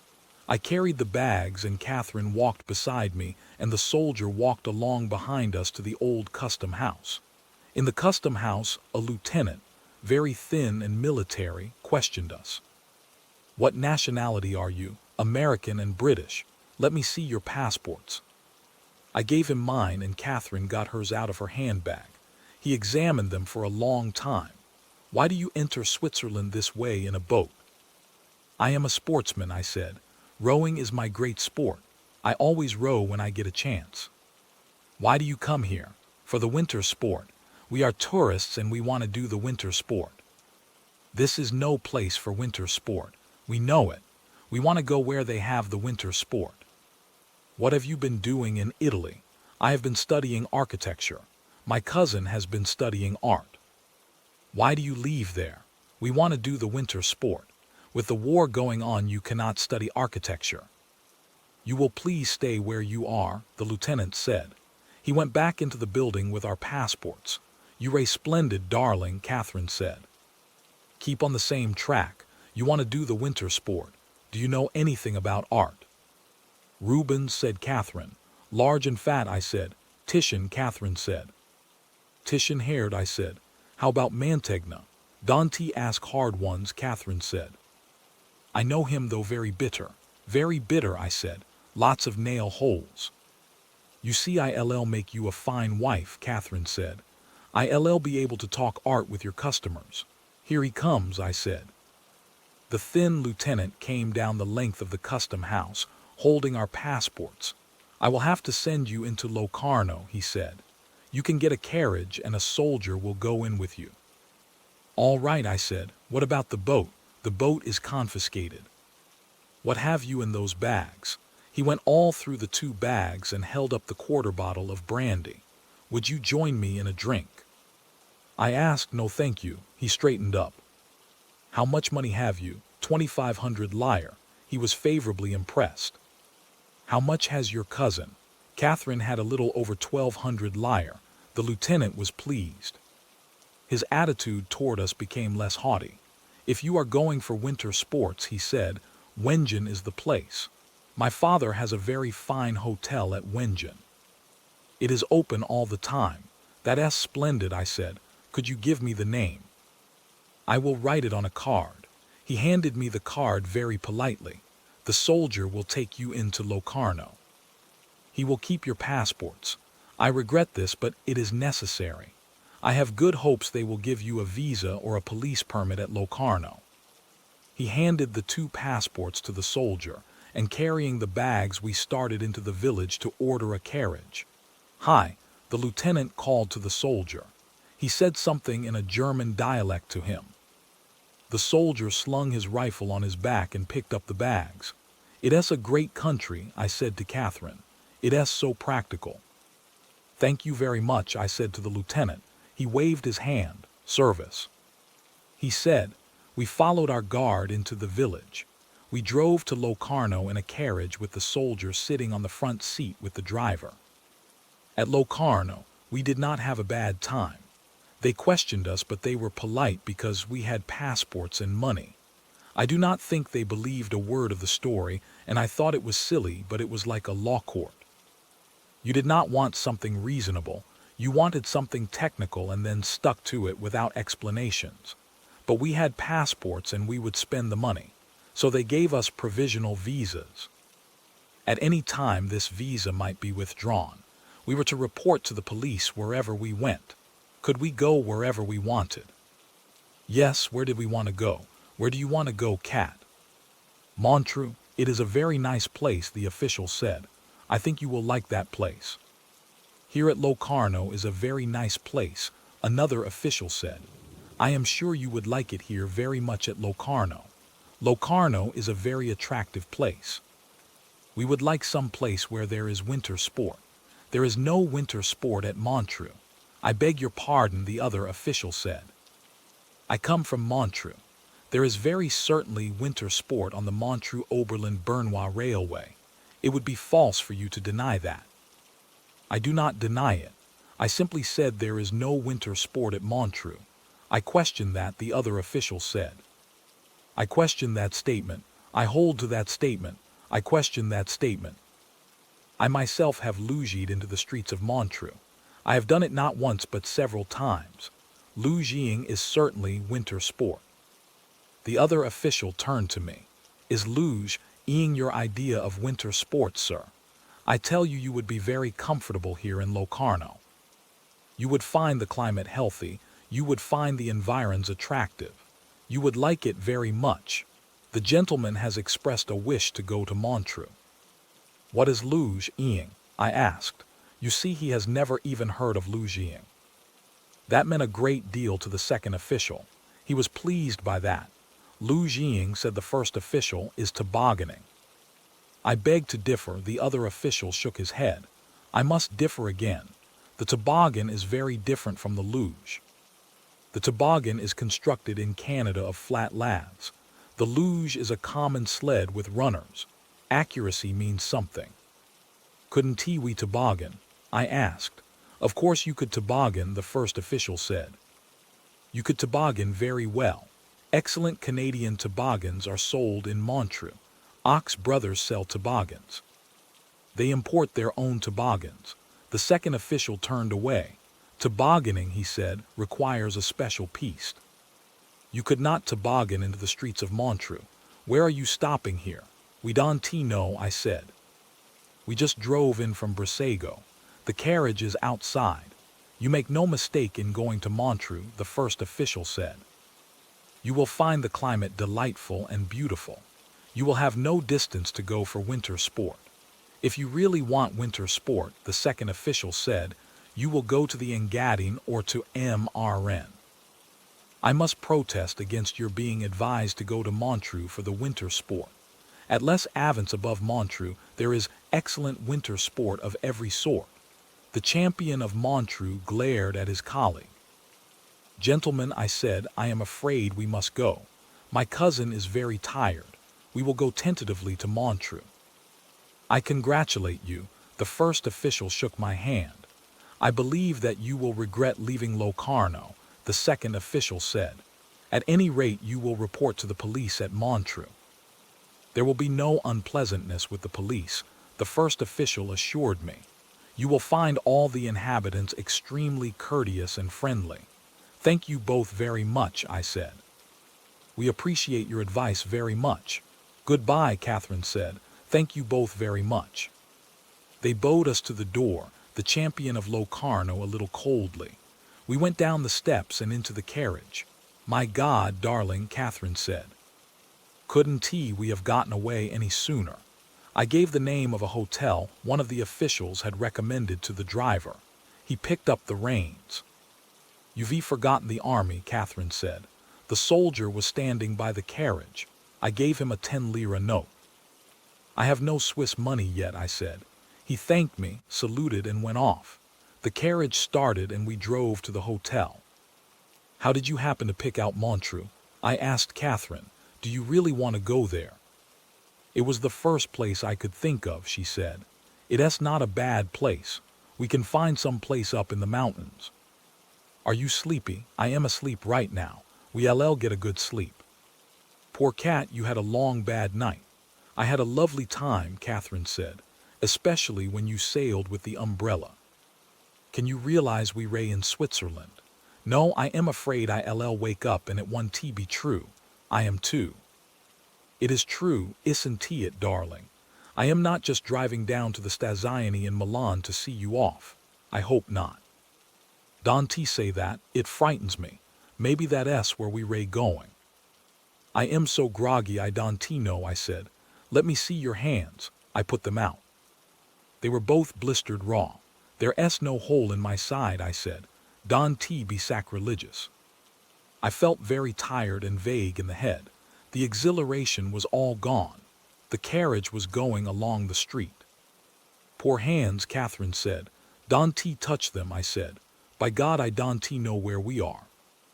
Where are we going, driver? The driver stopped his horse. To the Hotel Metropole. Don't you want to go there? Yes, I said. It's all right, cat. It's all right, darling. Don't be upset. We'll get a good sleep and you won't feel groggy tomorrow. I get pretty groggy, I said.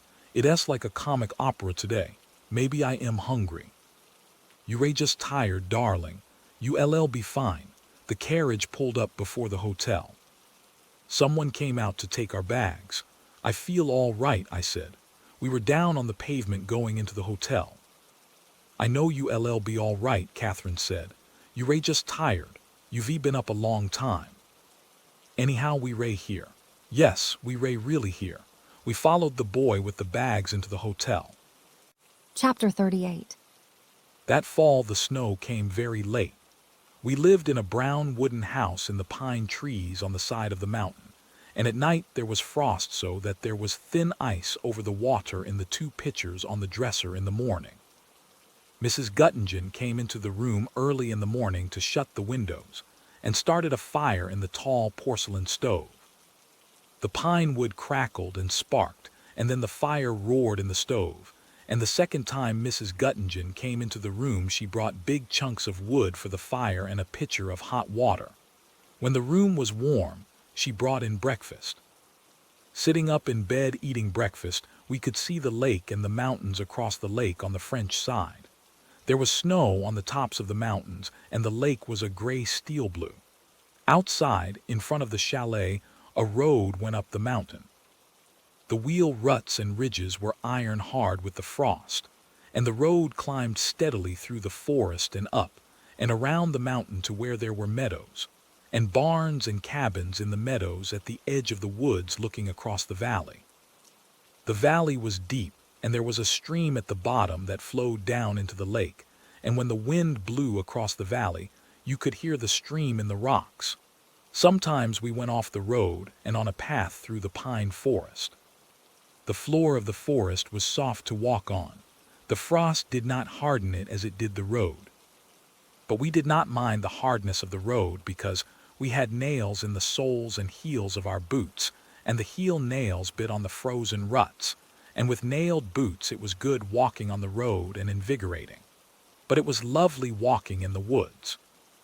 In front of the house where we lived the mountain went down steeply to the little plain along the lake, and we sat on the porch of the house in the sun, and saw the winding of the road down the mountainside and the terraced vineyards on the side of the lower mountain. The vines all dead now for the winter and the fields divided by stone walls, and below the vineyards the houses of the town on the narrow plain along the lake shore. There was an island with 2 trees on the lake, and the trees looked like the double sails of a fishing boat. The mountains were sharp and steep on the other side of the lake, and down at the end of the lake was the plain of the Rhone Valley flat between the 2 ranges of mountains, and up the valley where the mountains cut it off was the Dent du Midi. It was a high snowy mountain, and it dominated the valley, but it was so far away that it did not make a shadow. When the sun was bright, we ate lunch on the porch, but the rest of the time we ate upstairs in a small room with plain wooden walls and a big stove in the corner. We bought books and magazines in the town and a copy of Hoyle, and learned many 2-handed card games. The small room with the stove was our living room.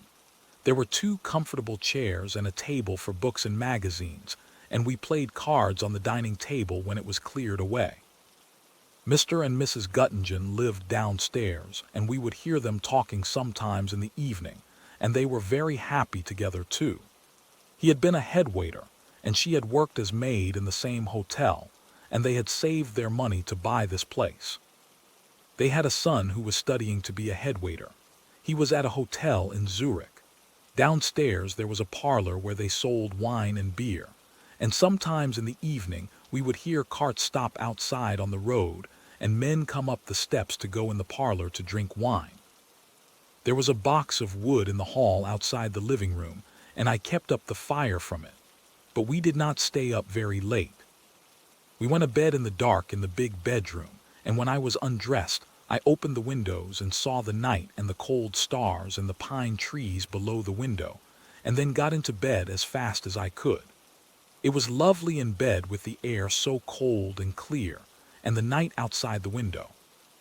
We slept well, and if I woke in the night I knew it was from only one cause, and I would shift the feather bed over, very softly so that Catherine would not be wakened, and then go back to sleep again, warm and with the new lightness of thin covers.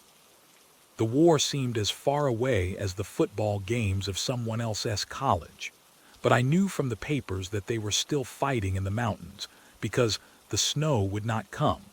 Sometimes we walked down the mountain into Montreux. There was a path went down the mountain, but it was steep, and so usually we took the road and walked down on the wide hard road between fields, and then below between the stone walls of the vineyards, and on down between the houses of the villages along the way. There were 3 villages, Chernex, Fontenivant, and the other I forget. Then along the road we passed an old square-built stone toe on a ledge on the side of the mountainside with the terraced fields of vines, each vine tied to a stick to hold it up, the vines dry and brown and the earth ready for the snow, and the lake down below flat and gray as steel. The road went down a long grade below the toe, and then turned to the right and went down very steeply and paved with cobbles into Montreux. We did not know anyone in Montreux. We walked along beside the lake and saw the swans and the many gulls and terns that flew up when you came close and screamed while they looked down at the water. Out on the lake there were flocks of grebes, small and dark, and leaving trails in the water when they swam. In the town, we walked along the main street and looked in the windows of the shops. There were many big hotels that were closed, but most of the shops were open, and the people were very glad to see us. There was a fine coiffeur's place where Catherine went to have her hair done. The woman who ran it was very cheerful and the only person we knew in Montreux. While Catherine was there, I went up to a beer place and drank dark Munich beer and read the papers. I read the Corriere della Sera and the English and American papers from Paris. All the advertisements were blacked out, supposedly to prevent communication in that way with the enemy. The papers were bad reading. Everything was going very badly everywhere. I sat back in the corner with a heavy mug of dark beer and an opened glazed paper package of pretzels, and ate the pretzels for the salty flavor and the good way they made the beer taste, and read about disaster.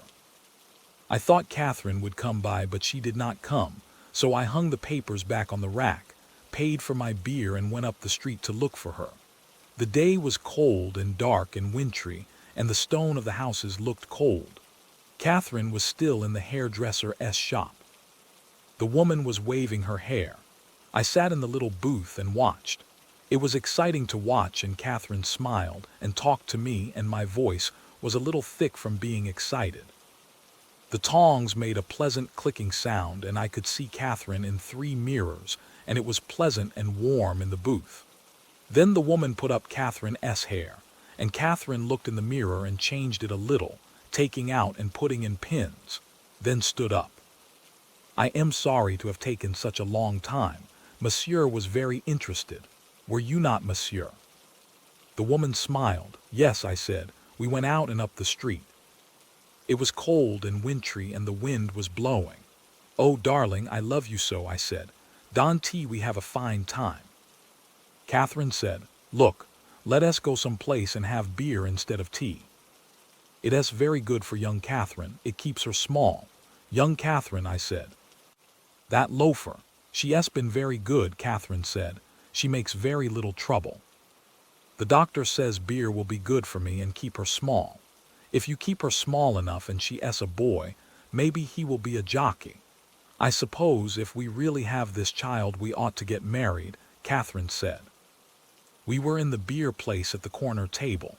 It was getting dark outside. It was still early, but the day was dark and the dusk was coming early. Let us get married now, I said. No, Catherine said. It is too embarrassing now. I show too plainly. I want to go before anyone and be married in this state. I wish we'd gotten married. I suppose it would have been better, but when could we, darling? I don't know. I know one thing.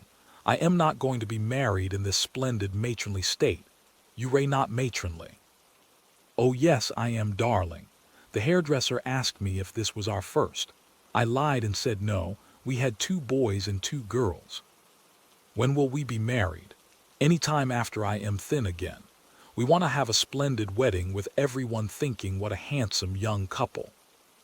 And you are not worried. Darling, why should I be worried?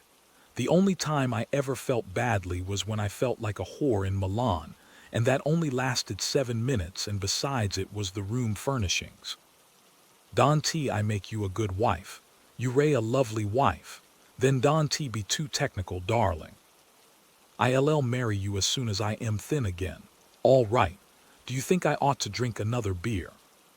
The doctor said I was rather narrow in the hips and it's all for the best if we keep young Catherine small. What else did he say? I was worried. Nothing. I have a wonderful blood pressure, darling. He admired my blood pressure greatly. What did he say about you being too narrow in the hips? Nothing. Nothing at all. He said I shouldn't ski. Quite right. He said it was too late to start if I'd never done it before. He said I could ski if I wouldn't fall down. He's just a big-hearted joker. Really, he was very nice. We'll have him when the baby comes. Did you ask him if you ought to get married? No, I told him we'd been married 4 years. You see, darling, if I marry you, I'll be an American, and any time we ray married under American law, the child is legitimate. Where did you find that out? In the New York World Almanac in the library. You ray a grand girl. I'll be very glad to be an American, and we'll go to America one wee darling. I want to see Niagara Falls. You ray a fine girl. There's something else I want to see, but I can remember it. The stockyards. No, I can remember it. The Woolworth Building. No, the Grand Canyon. No, but I'd like to see that. What was it? The Golden Gate. That's what I want to see. Where is the Golden Gate? San Francisco. Then let us go there. I want to see San Francisco anyway. All right. We'll go there. Now let us go up the mountain, should we? Can we get the MOB? There's a train a little after 5. Let us get that. All right. I'll drink one more beer first. When we went out to go up the street and climb the stairs to the station, it was very cold. A cold wind was coming down the Rhone Valley. There were lights in the shop windows, and we climbed the steep stone stairway to the upper street, then up another stairs to the station. The electric train was there waiting, all the lights on. There was a dial that showed when it left. The clock hands pointed to 10 minutes after 5. I looked at the station clock. It was 5 minutes after. As we got on board, I saw the motorman and conductor coming out of the station wine shop. We sat down and opened the window. The train was electrically heated and stuffy, but fresh cold air came in through the window.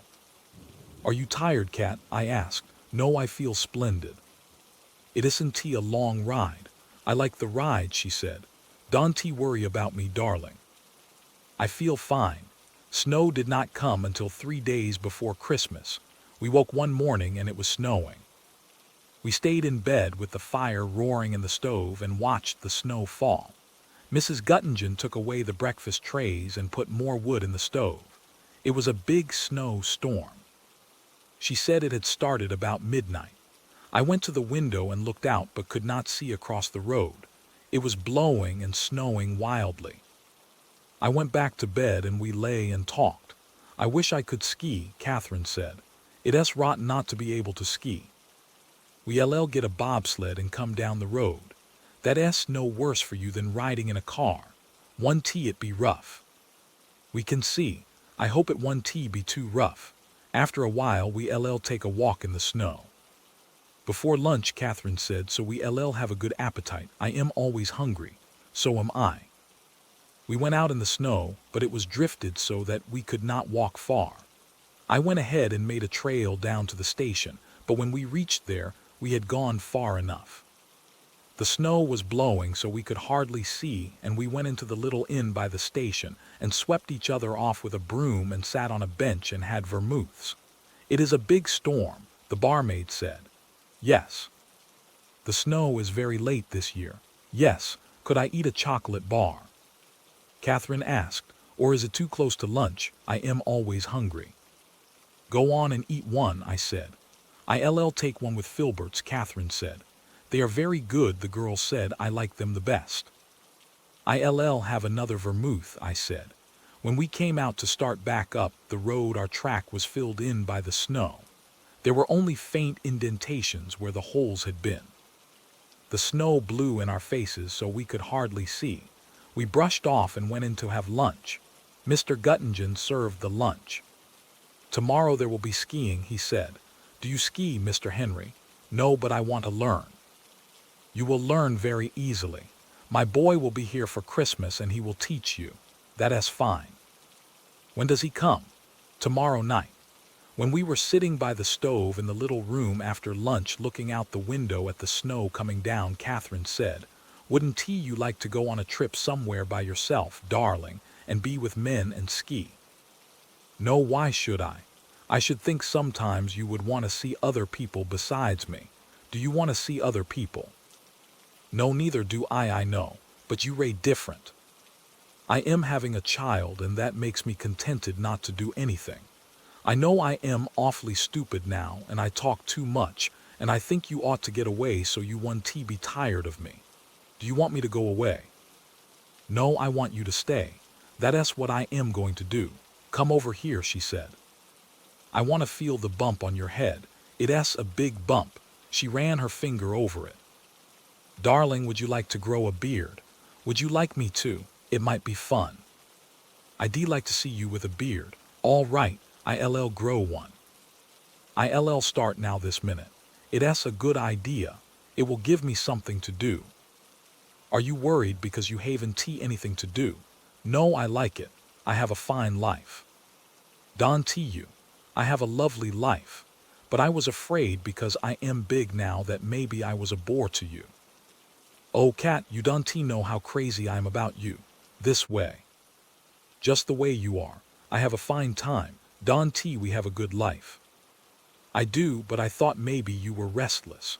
No, sometimes I wonder about the front and about people I know, but I don't worry. I don't think about anything much. Who do you wonder about? About Rinaldi and the priest and lots of people I know. But I don't think about them much. I don't want to think about the war. I am through with it. What are you thinking about now? Nothing. Yes, you were. Tell me. I was wondering whether Rinaldi had the syphilis. Was that all? Yes. Has he the syphilis? I don't know. I am glad you haven't. Did you ever have anything like that? I had gonorrhea. I don't want to hear about it. Was it very painful, darling? Very. I wish I'd had it. No, you don't. I do. I wish I'd had it to be like you. I wish I'd stayed with all your girls so I could make fun of them to you. That's a pretty picture. It's not a pretty picture you having gonorrhea. I know it. Look at it snow now. I'd rather look at you. Darling, why don't you let your hair grow? How grow? Just grow a little longer. It's long enough now. No, let it grow a little longer and I could cut mine and we'd be just alike, only one of us blonde and one of us dark. I wouldn't let you cut yours. It would be fun. I am tired of it. It's an awful nuisance in the bed at night. I like it. Wouldn't you like it short? I might. I like it the way it is. It might be nice short. Then we'd both be alike. Oh, darling, I want you so much. I want to be you too. You are. We ray the same one. I know it. At night we are. The nights are grand. I want us to be all mixed up. I don't want you to go away. I just said that. You go if you want to, but hurry right back. Why, darling, I don't live at all when I am not with you. I won't ever go away, I said. I am no good when you ray not there. I haven't any life at all anymore. I want you to have a life. I want you to have a fine life. But we'll have it together, one we. And now do you want me to stop growing my beard or let it go on? Go on, grow it. It will be exciting. Maybe it will be done for New Year's now. Do you want to play chess? I'd rather play with you. No, let us play chess. And afterward we'll play. Yes, all right. I got out the chessboard and arranged the pieces. It was still snowing hard outside. One time in the night I woke up and knew that Catherine was awake too. The moon was shining in the window and made shadows on the bed from the bars on the window panes. Are you awake, sweetheart? Yes, continue sleep. I just woke up thinking about how I was nearly crazy when I first met you. Do you remember? You were just a little crazy. I am never that way anymore. I am grand now. You say grand so sweetly. Say grand, grand, oh you ray sweet. And I am not crazy now. I am just very, very, very happy. Go on to sleep, I said. All right, let us go to sleep at exactly the same moment. All right. But we did not. I was awake for quite a long time thinking about things and watching Catherine sleeping, the moonlight on her face. Then I went asleep too. Chapter 39. By the middle of January I had a beard, and the winter had settled into bright cold days and hard cold nights. We could walk on the roads again. The snow was packed hard and smooth by the hay sleds and wood sledges and the logs that were hauled down the mountain. The snow lay over all the country, down almost to Montreux. The mountains on the other side of the lake were all white, and the plain of the Rhone Valley was covered. We took long walks on the other side of the mountain to the Bains de l'Alliez. Catherine wore hobnailed boots and a cape, and carried a stick with a sharp steel point.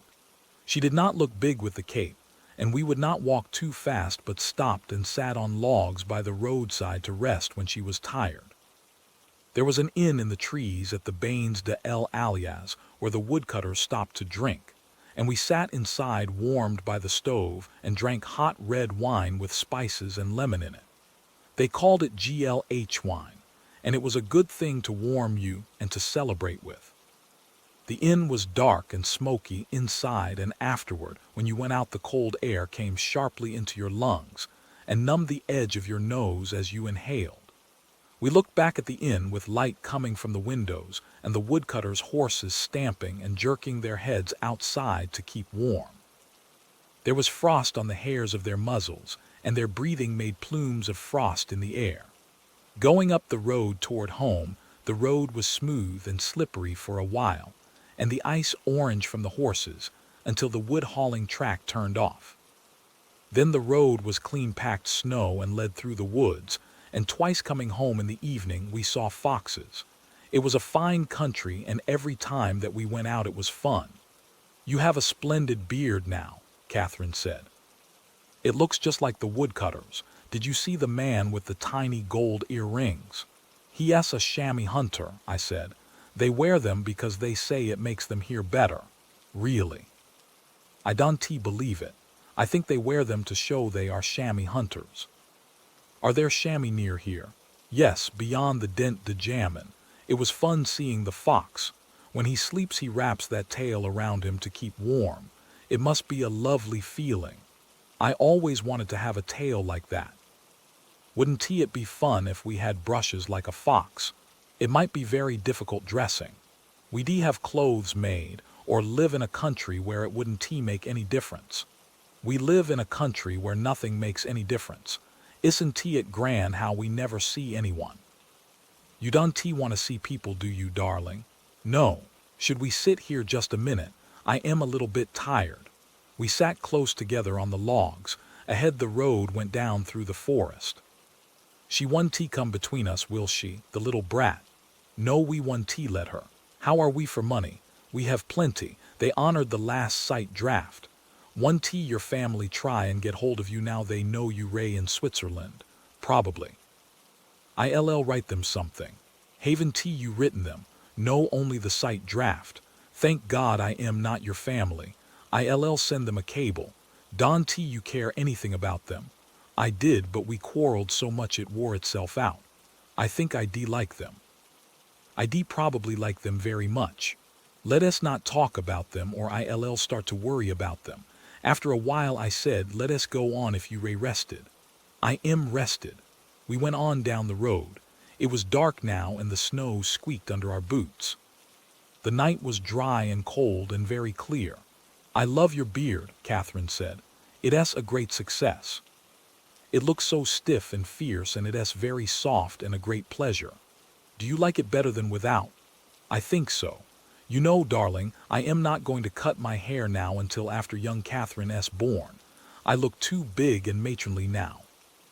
But after she's born and I am thin again, I am going to cut it, and then I'll be a fine new and different girl for you. We'll go together and get it cut, or I'll go alone and come and surprise you. I did not say anything. You won't say I can will you? No, I think it would be exciting. Oh, you ray so sweet. And maybe I do look lovely, darling, and be so thin and exciting to you, and you LL fall in love with me all over again. Hell, I said, I love you enough now. What do you want to do? Ruin me? Yes, I want to ruin you. Good, I said, that's what I want too. Chapter 40. We had a fine life. We lived through the months of January and February, and the winter was very fine and we were very happy. There had been short thaws when the wind blew warm and the snow softened, and the air felt like spring, but always the clear hard cold had come again and the winter had returned. In March came the first break in the winter. In the night it started raining. It rained on all morning and turned the snow to slush and made the mountainside dismal. There were clouds over the lake and over the valley. It was raining high up the mountain. Catherine wore heavy overshoes and I wore Mr. Guttingen's rubber boots, and we walked to the station under an umbrella, through the slush and the running water that was washing the ice of the roads bare, to stop at the pub before lunch for a vermouth. Outside, we could hear the rain. Do you think we ought to move into town? What do you think? Catherine asked. If the winter is over and the rain keeps up, it won't be fun up here. How long is it before young Catherine? About a month. Perhaps a little more. We might go down and stay in Montreux. Why don't we go to Lausanne? That's where the hospital is. All right, but I thought maybe that was too big a town.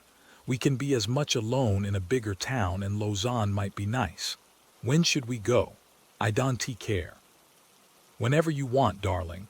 I don't want to leave here if you don't want. Let us see how the weather turns out. It rained for 3 days. The snow was all gone now on the mountainside below the station. The road was a torrent of muddy snow water.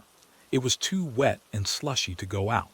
On the morning of the 3rd day of rain, we decided to go down into town. That is all right, Mr. Henry, Göttingen said.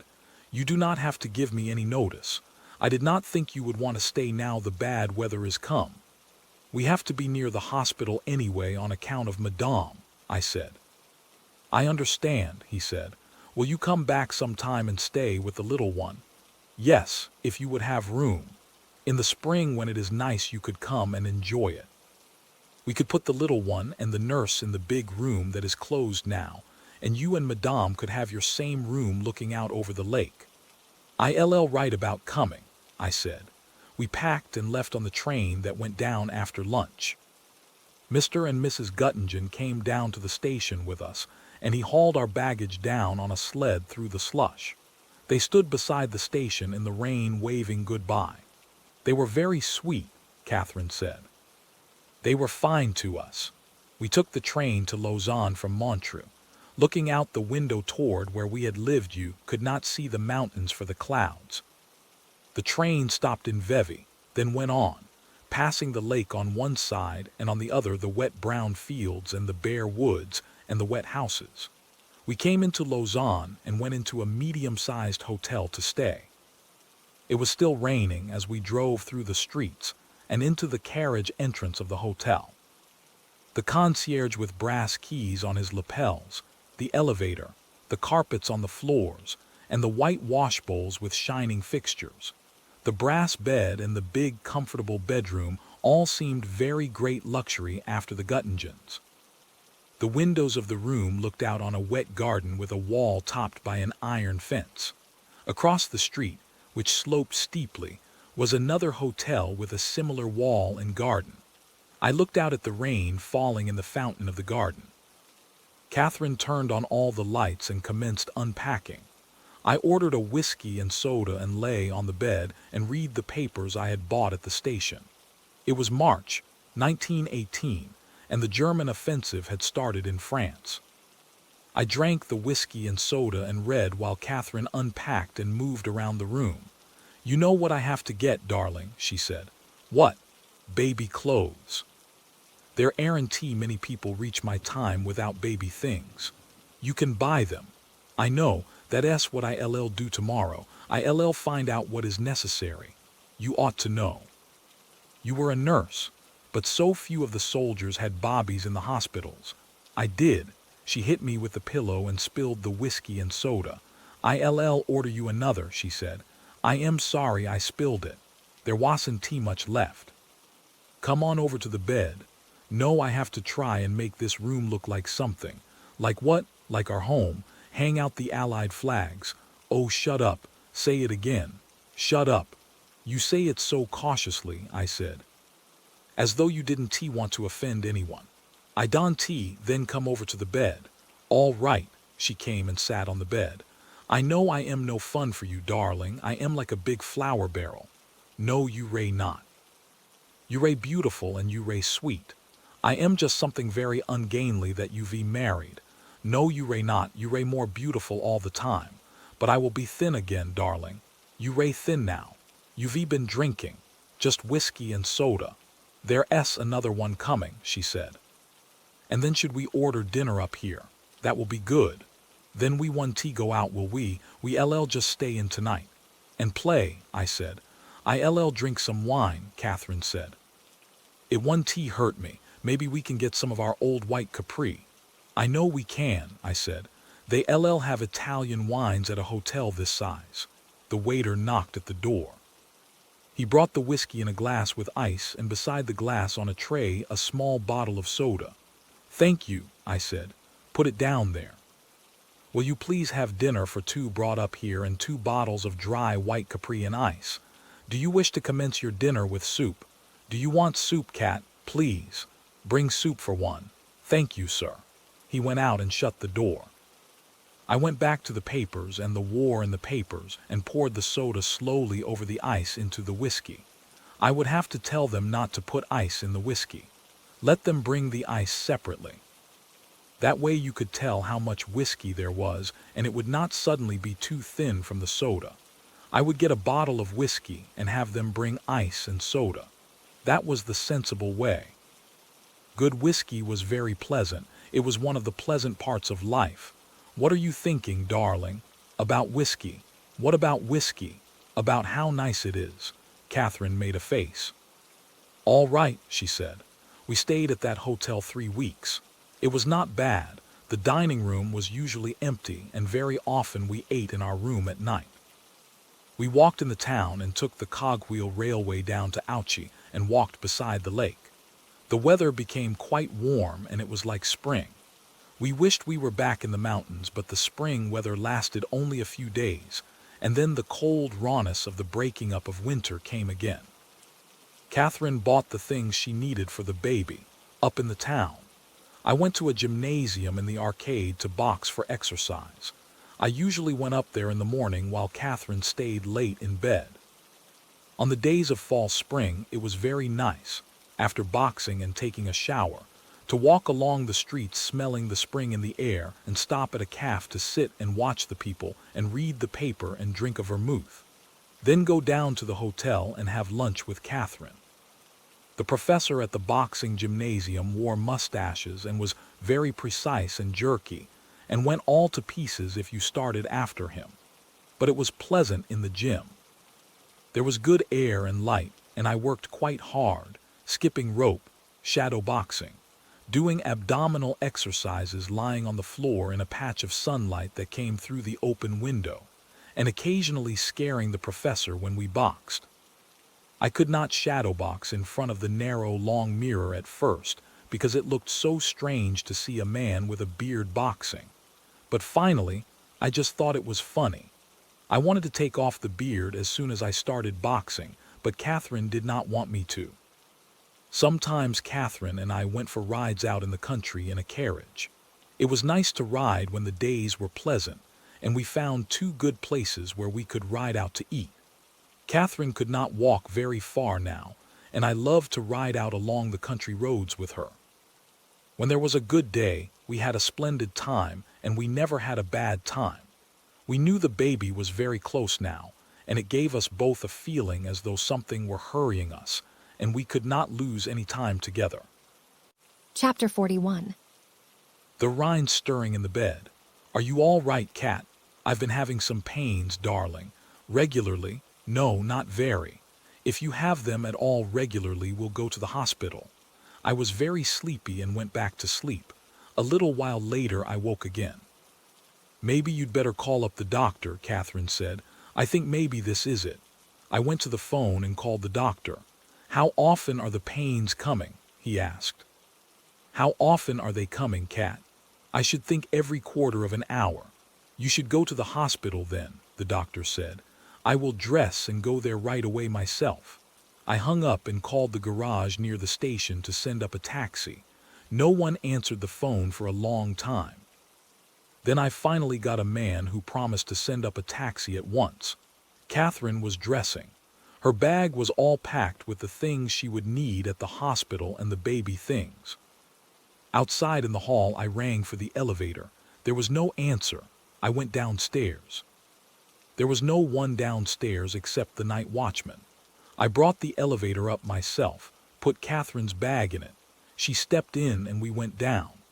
The night watchman opened the door for us, and we sat outside on the stone slabs beside the stairs down to the driveway and waited for the taxi.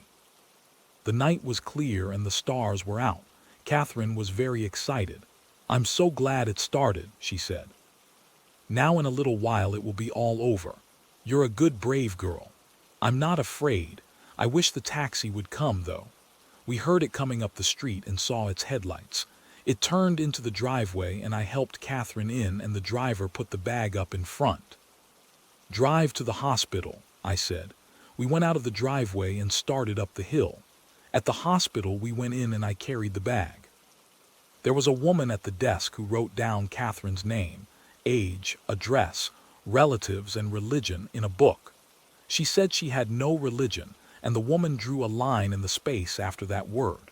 She gave her name as Catherine Henry. "I will take you up to your room," she said.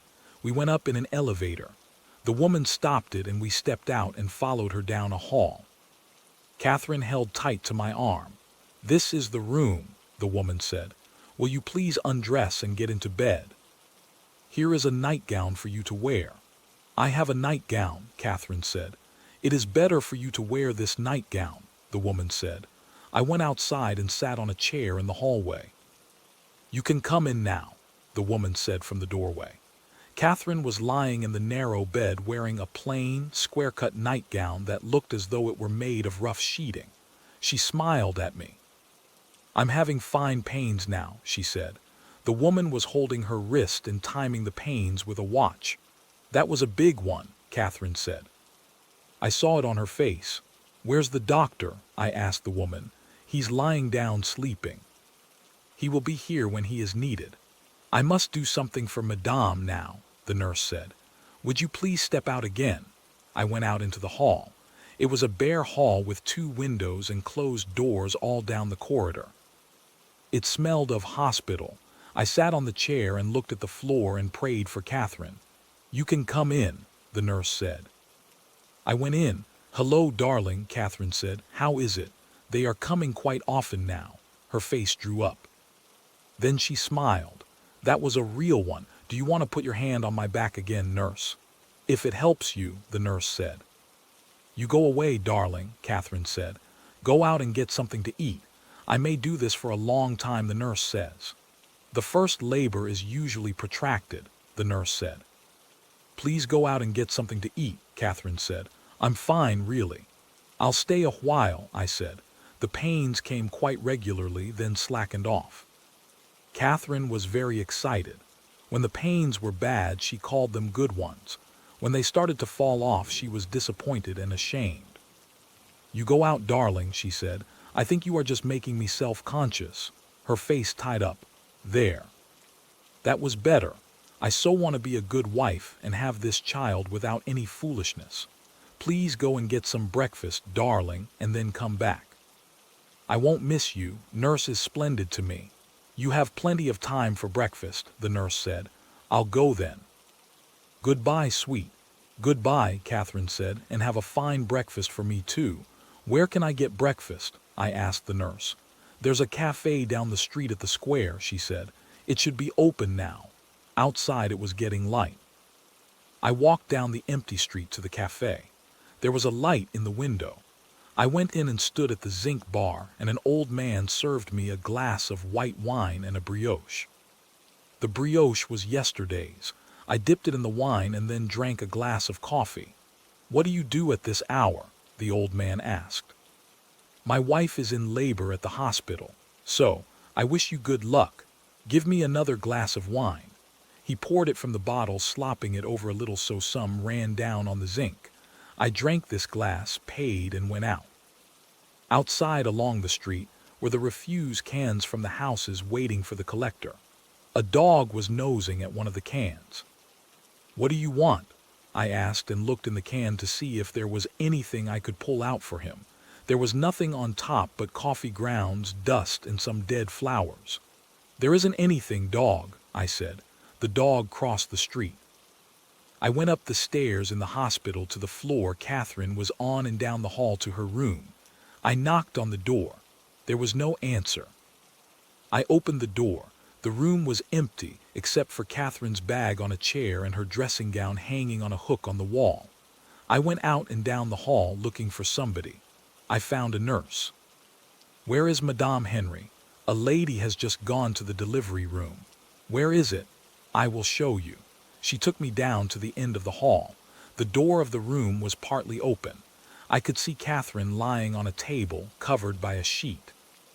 The nurse was on one side and the doctor stood on the other side of the table beside some cylinders. The doctor held a rubber mask attached to a tube in one hand. I will give you a gown and you can go in, the nurse said. Come in here, please. She put a white gown on me and pinned it at the neck and back with a safety pin. Now you can go in, she said. I went into the room. Hello, darling, Catherine said in a strained voice.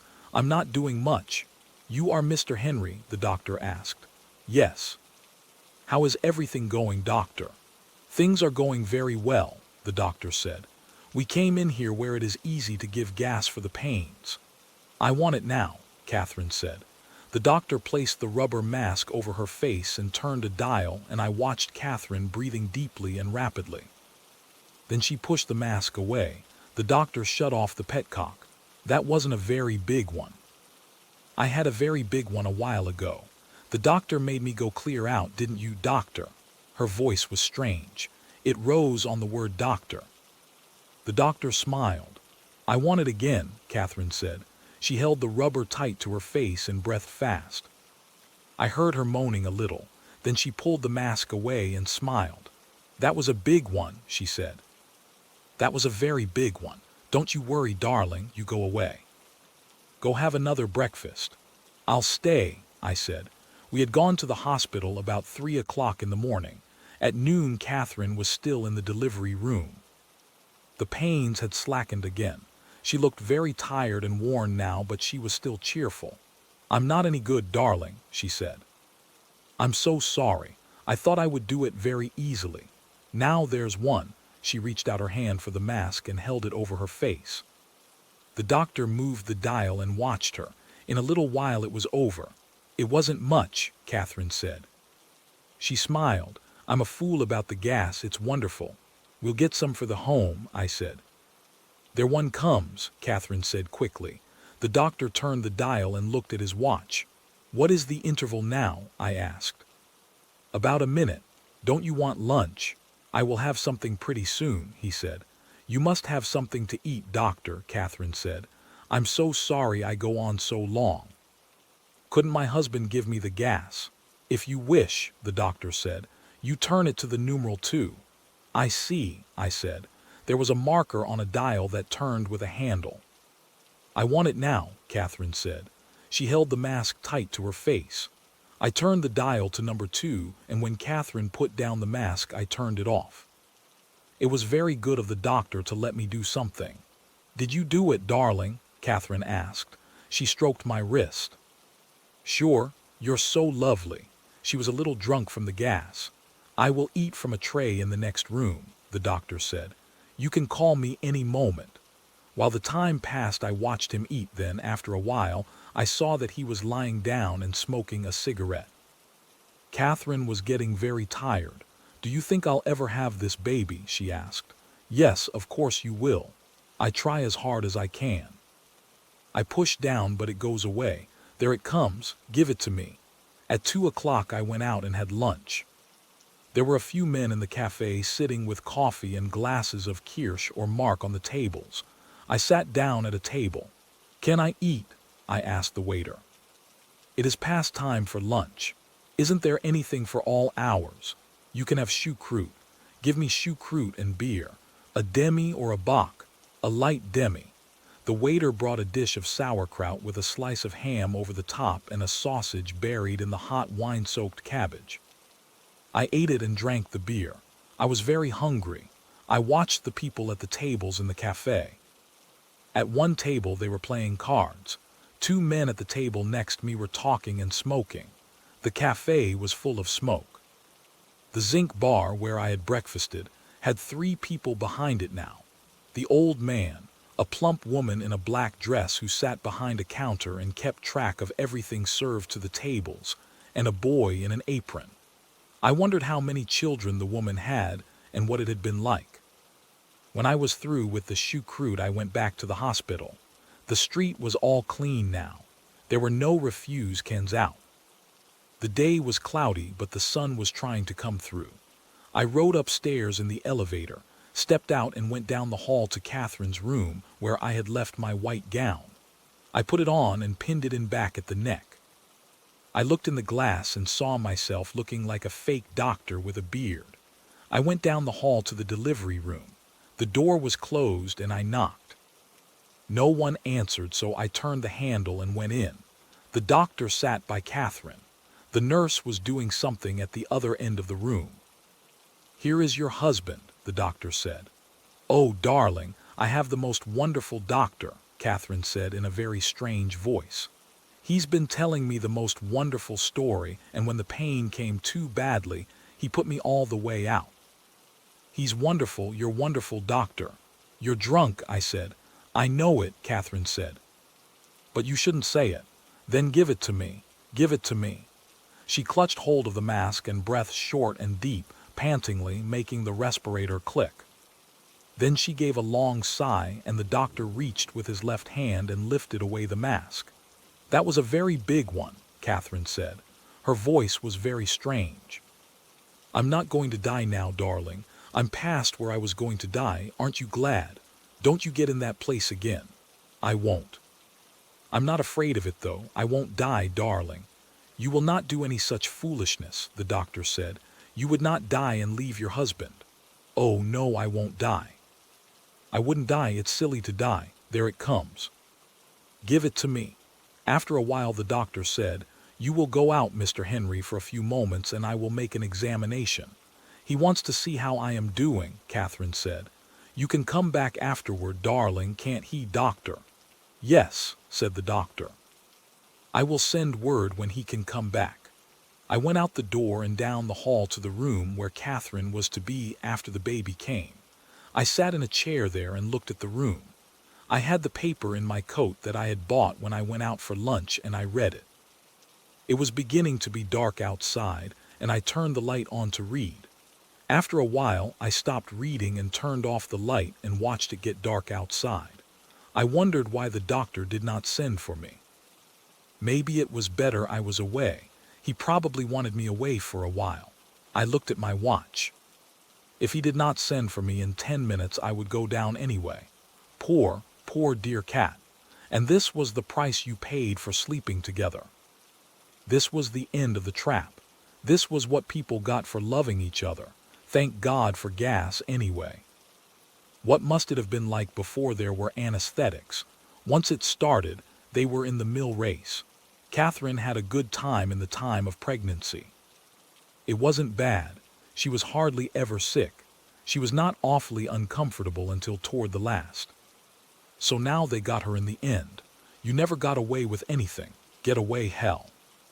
It would have been the same if we had been married 50 times. And what if she should die? She won't die. People don't die in childbirth nowadays. That was what all husbands thought. Yes, but what if she should die? She won't die. She's just having a bad time. The initial labor is usually protracted.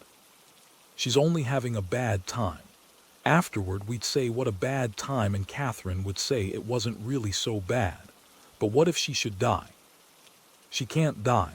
Yes, but what if she should die? She can't, I tell you.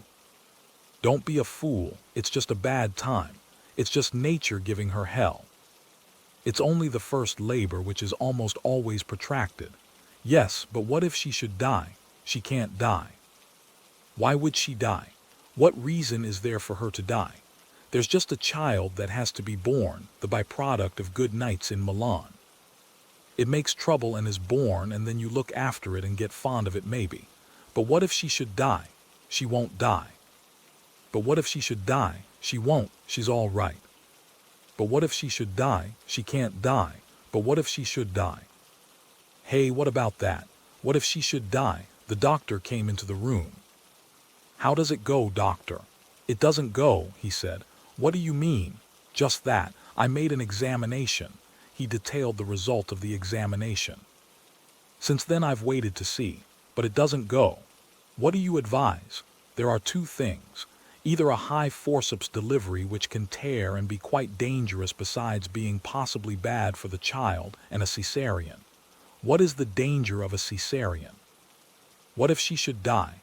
It should be no greater than the danger of an ordinary delivery. Would you do it yourself? Yes, I would need possibly an hour to get things ready and to get the people I would need, perhaps a little less. What do you think? I would advise a cesarean operation. If it were my wife, I would do a cesarean. What are the after effects? There are none. There is only the scar. What about infection? The danger is not so great as in a high forceps delivery. What if you just went on and did nothing? You would have to do something eventually. Mrs. Henry is already losing much of her strength. The sooner we operate now, the safer. Operate as soon as you can, I said. I will go and give the instructions. I went into the delivery room. The nurse was with Catherine, who lay on the table, big under the sheet, looking very pale and tired. Did you tell him he could do it? She asked. Yes. Isn't that grand? Now it will be all over in an hour. I'm almost done, darling. I'm going all to pieces. Please give me that. It doesn't work. Oh, it doesn't work. Breathe deeply. I am. Oh, it doesn't work anymore. It doesn't work. Get another cylinder, I said to the nurse. That is a new cylinder. I'm just a fool, darling, Catherine said. But it doesn't work anymore. She began to cry. Oh, I wanted so to have this baby and not make trouble, and now I'm all done and all gone to pieces, and it doesn't work. Oh, darling, it doesn't work at all. I don't care if I die if it will only stop. Oh, please, darling, please make it stop. There it comes. Oh, oh, oh, she breathed sobbingly in the mask. It doesn't work, it doesn't work. It doesn't work. Don't mind me, darling, please don't cry. Don't mind me, I'm just gone all to pieces, you poor sweet. I love you so, and I'll be good again. I'll be good this time. Can't they give me something? If they could only give me something. I'll make it work. I'll turn it all the way. Give it to me now. I turned the dial all the way, and as she breathed hard and deep, her hand relaxed on the mask. I shut off the gas and lifted the mask. She came back from a long way away. That was lovely, darling. Oh, you're so good to me. You be brave, because I can't do that all the time. It might kill you. I'm not brave anymore, darling. I'm all broken. They've broken me. I know it now. Everybody is that way. But it's awful. They just keep it up till they break you. In an hour it will be over. Isn't that lovely? Darling, I won't die, will I? No, I promise you won't. Because I don't want to die and leave you, but I get so tired of it and I feel I'm going to die. Nonsense. Everybody feels that. Sometimes I know I'm going to die. You won't. You can't, but what if I should? I won't let you. Give it to me quick, give it to me. Then afterward I won't die, I won't let myself die. Of course you won't. You'll stay with me, not to watch it. No, just to be there, sure. I'll be there all the time. You're so good to me. There, give it to me. Give me some more. It's not working. I turned the dial to 3 and then 4. I wished the doctor would come back. I was afraid of the numbers above 2. Finally, a new doctor came in with 2 nurses, and they lifted Catherine onto a wheeled stretcher, and we started down the hall. The stretcher went rapidly down the hall and into the elevator where everyone had to crowd against the wall to make room. Then up, then an open door and out of the elevator, and down the hall on rubber wheels to the operating room. I did not recognize the doctor with his cap and mask on. There was another doctor and more nurses. "They've got to give me something," Catherine said. "They've got to give me something."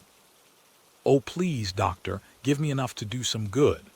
One of the doctors put a mask over her face, and I looked through the door and saw the bright small amphitheater of the operating room. "You can go in the other door and sit up there," a nurse said to me. There were benches behind a rail that looked down on the white table and the lights. I looked at Catherine. The mask was over her face and she was quiet now. They wheeled the stretcher forward.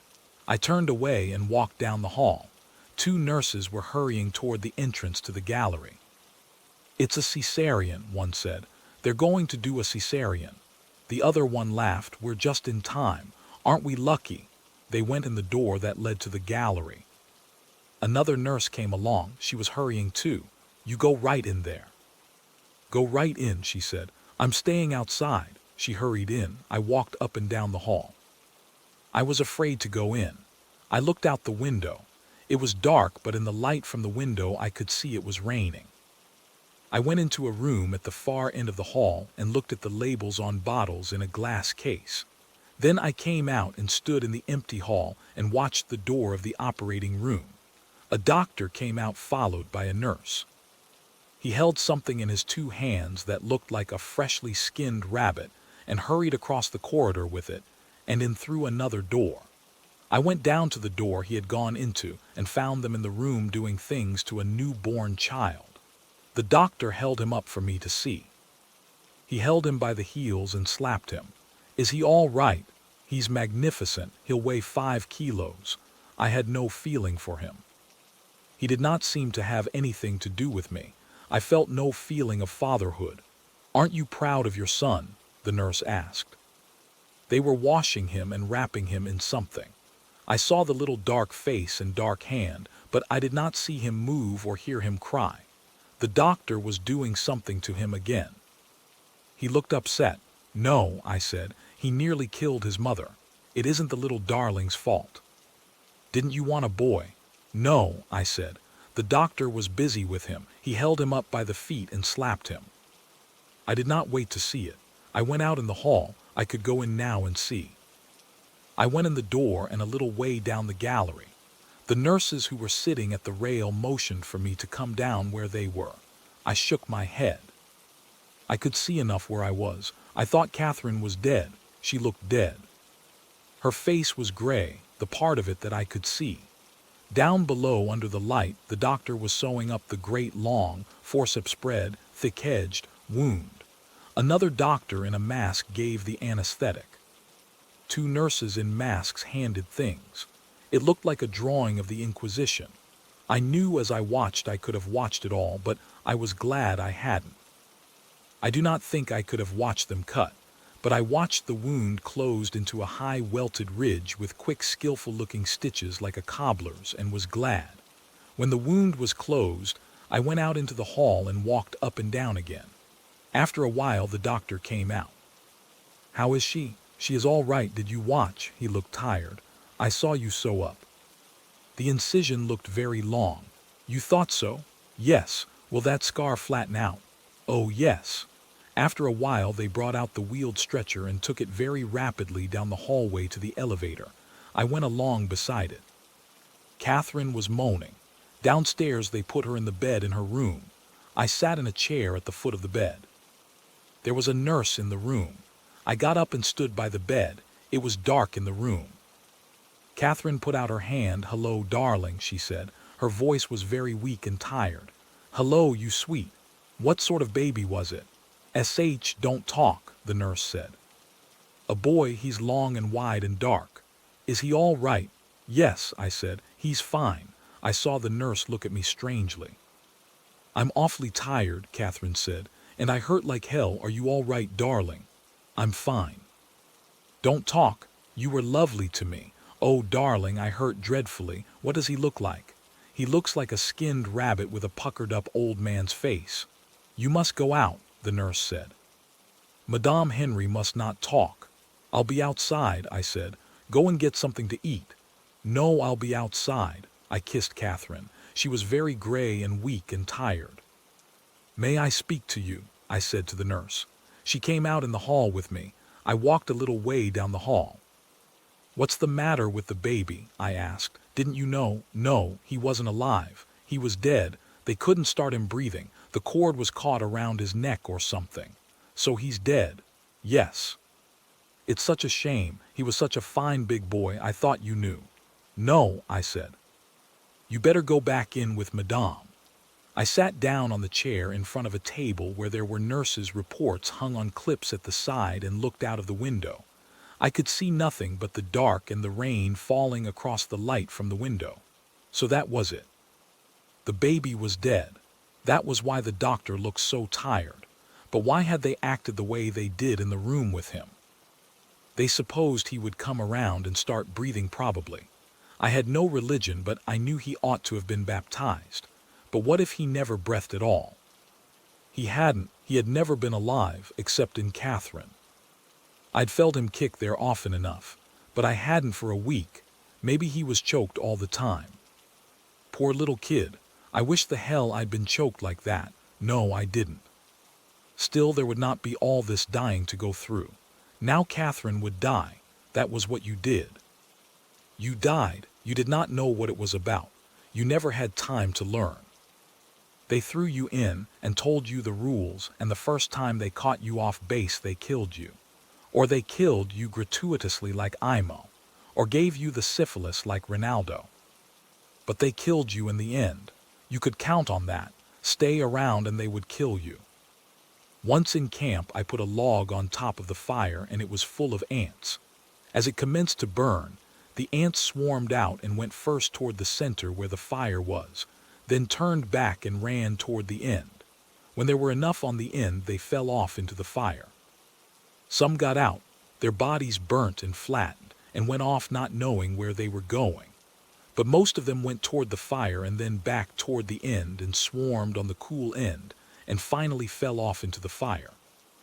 I remember thinking at the time that it was the end of the world and a splendid chance to be a messiah, and lift the log off the fire and throw it out where the ants could get off onto the ground.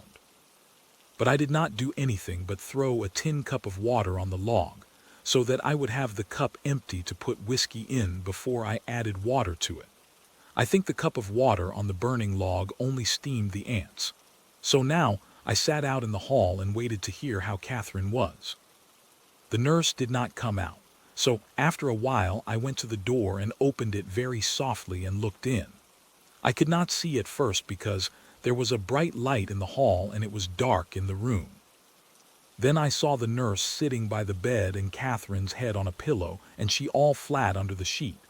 The nurse put her finger to her lips, then stood up and came to the door. "How is she?" I asked. "She's all right," the nurse said. "You should go and have your supper and then come back if you wish." I went down the hall and then down the stairs and out the door of the hospital and down the dark street in the rain to the cafe. It was brightly lighted inside, and there were many people at the tables. I did not see a place to sit, and a waiter came up to me and took my wet coat and hat and showed me a place at a table across from an elderly man who was drinking beer and reading the evening paper. I sat down and asked the waiter what the plat du jour was. "Veal stew, but it is finished." "What can I have to eat?" "Ham and eggs, eggs with cheese, or choucroute." "I had choucroute this noon," I said. "That's true," he said. "That's true, you ate choucroute this noon." He was a middle-aged man with a bald top to his head and his hair slicked over it. He had a kind face. "What do you want, ham and eggs or eggs with cheese?" "Ham and eggs," I said, "and beer." "A demi-blonde." "Yes," I said. "I remembered," he said. "You took a demi-blonde this noon." I ate the ham and eggs and drank the beer. The ham and eggs were in a round dish, the ham underneath and the eggs on top. It was very hot, and at the first mouthful I had to take a drink of beer to cool my mouth. I was hungry and I asked the waiter for another order. I drank several glasses of beer. I was not thinking at all but read the paper of the man opposite me. It was about the breakthrough on the British front. When he realized I was reading the back of his paper, he folded it over. I thought of asking the waiter for a paper, but I could not concentrate. It was hot in the cafe and the air was bad. Many of the people at the tables knew one another. There were several card games going on. The waiters were busy bringing drinks from the bar to the tables. 2 men came in and could find no place to sit. They stood opposite the table where I was. I ordered another beer. I was not ready to leave yet. It was too soon to go back to the hospital. I tried not to think and to be perfectly calm. The men stood around, but no one was leaving, so they went out. I drank another beer. There was quite a pile of saucers now on the table in front of me. The man opposite me had taken off his spectacles, put them away in a case, folded his paper and put it in his pocket, and now sat holding his liqueur glass and looking out at the room. Suddenly, I knew I had to get back. I called the waiter, paid the reckoning, got into my coat, put on my hat and started out the door. I walked through the rain up to the hospital. Upstairs, I met the nurse coming down the hall. "I just called you at the hotel," she said. "Something dropped inside me." "What is wrong?" "Mrs. Henry has had a hemorrhage." "Can I go in?" "No, not yet." "The doctor is with her." "Is it dangerous?" "It is very dangerous." The nurse went into the room and shut the door. I sat outside in the hall. Everything was gone inside of me. I did not think. I could not think. I knew she was going to die and I prayed that she would not. "Don't let her die. Oh God, please don't let her die. I'll do anything for you if you won't let her die. Please, please, please, dear God, don't let her die. Dear God, don't let her die. Please, please, please don't let her die. God, please make her not die. I'll do anything you say if you don't let her die. You took the baby, but don't let her die. That was all right, but don't let her die. Please, please, dear God, don't let her die." The nurse opened the door and motioned with her finger for me to come. I followed her into the room. Catherine did not look up when I came in. I went over to the side of the bed. The doctor was standing by the bed on the opposite side. Catherine looked at me and smiled. I bent down over the bed and started to cry. "Poor darling," Catherine said very softly. She looked gray. "You're all right, Cat," I said. "You're going to be all right." "I'm going to die," she said, then waited and said, "I hate it." I took her hand. "Don't touch me," she said. I let go of her hand. She smiled. "Poor darling, you touch me all you want. You'll be all right, Cat." "I know you'll be all right. I meant to write you a letter to have if anything happened, but I didn't do it. Do you want me to get a priest or anyone to come and see you?" "Just you," she said. Then a little later, "I'm not afraid, I just hate it." "You must not talk so much," the doctor said. "All right," Catherine said. "Do you want me to do anything, Cat?" "Can I get you anything?" Catherine smiled. "No." Then a little later, "You won't do our things with another girl or say the same things, will you?" "Never. I want you to have girls, though. I don't want them." "You are talking too much," the doctor said. "Mr. Henry must go out. He can come back again later. You are not going to die. You must not be silly." "All right," Catherine said. "I'll come and stay with you nights," she said. It was very hard for her to talk. "Please go out of the room," the doctor said. "You cannot talk." Catherine winked at me, her face gray. "I'll be right outside," I said. "Don't worry, darling," Catherine said. "I'm not a bit afraid, it's just a dirty trick." "You dear, brave, sweet." I waited outside in the hall. I waited a long time. The nurse came to the door and came over to me. "I'm afraid Mrs. Henry is very ill," she said. "I'm afraid for her." "Is she dead?" "No, but she is unconscious. It seems she had one hemorrhage after another. They couldn't stop it. I went into the room and stayed with Catherine until she died. She was unconscious all the time, and it did not take her very long to die." Outside the room in the hall, I spoke to the doctor. "Is there anything I can do tonight?" "No, there is nothing to do. Can I take you to your hotel?" "No, thank you. I am going to stay here a while. I know there is nothing to say. I cannot tell you, no, I said. There's nothing to say. Good night, he said. I cannot take you to your hotel. No, thank you. It was the only thing to do, he said. The operation proved. I do not want to talk about it, I said. I would like to take you to your hotel. No, thank you. He went down the hall. I went to the door of the room. You can't come in now, one of the nurses said. Yes, I can, I said. You can't come in yet. You get out, I said. The other one too. But after I had got them out and shut the door and turned off the light, it wasn't any good. It was like saying goodbye to a statue. After a while, I went out and left the hospital and walked back to the hotel in the rain. Thank you for weathering the storm of a farewell to arms. To our steadfast listeners, your passion keeps these stories marching onward. Smash like if you crave the full audiobook's descent into Hemingway's icy realism, and comment which wartime classic we should storm next, For Whom the Bell Tolls. All quiet on the Western Front? The full A Farewell to Arms audiobook charges into view next month. Stay tuned. Until then, wrap yourself in warmth. Let the rain drown the battlefield's ghostly whispers, and ponder. What truths about love and loss does war etch into the soul? Farewell for now.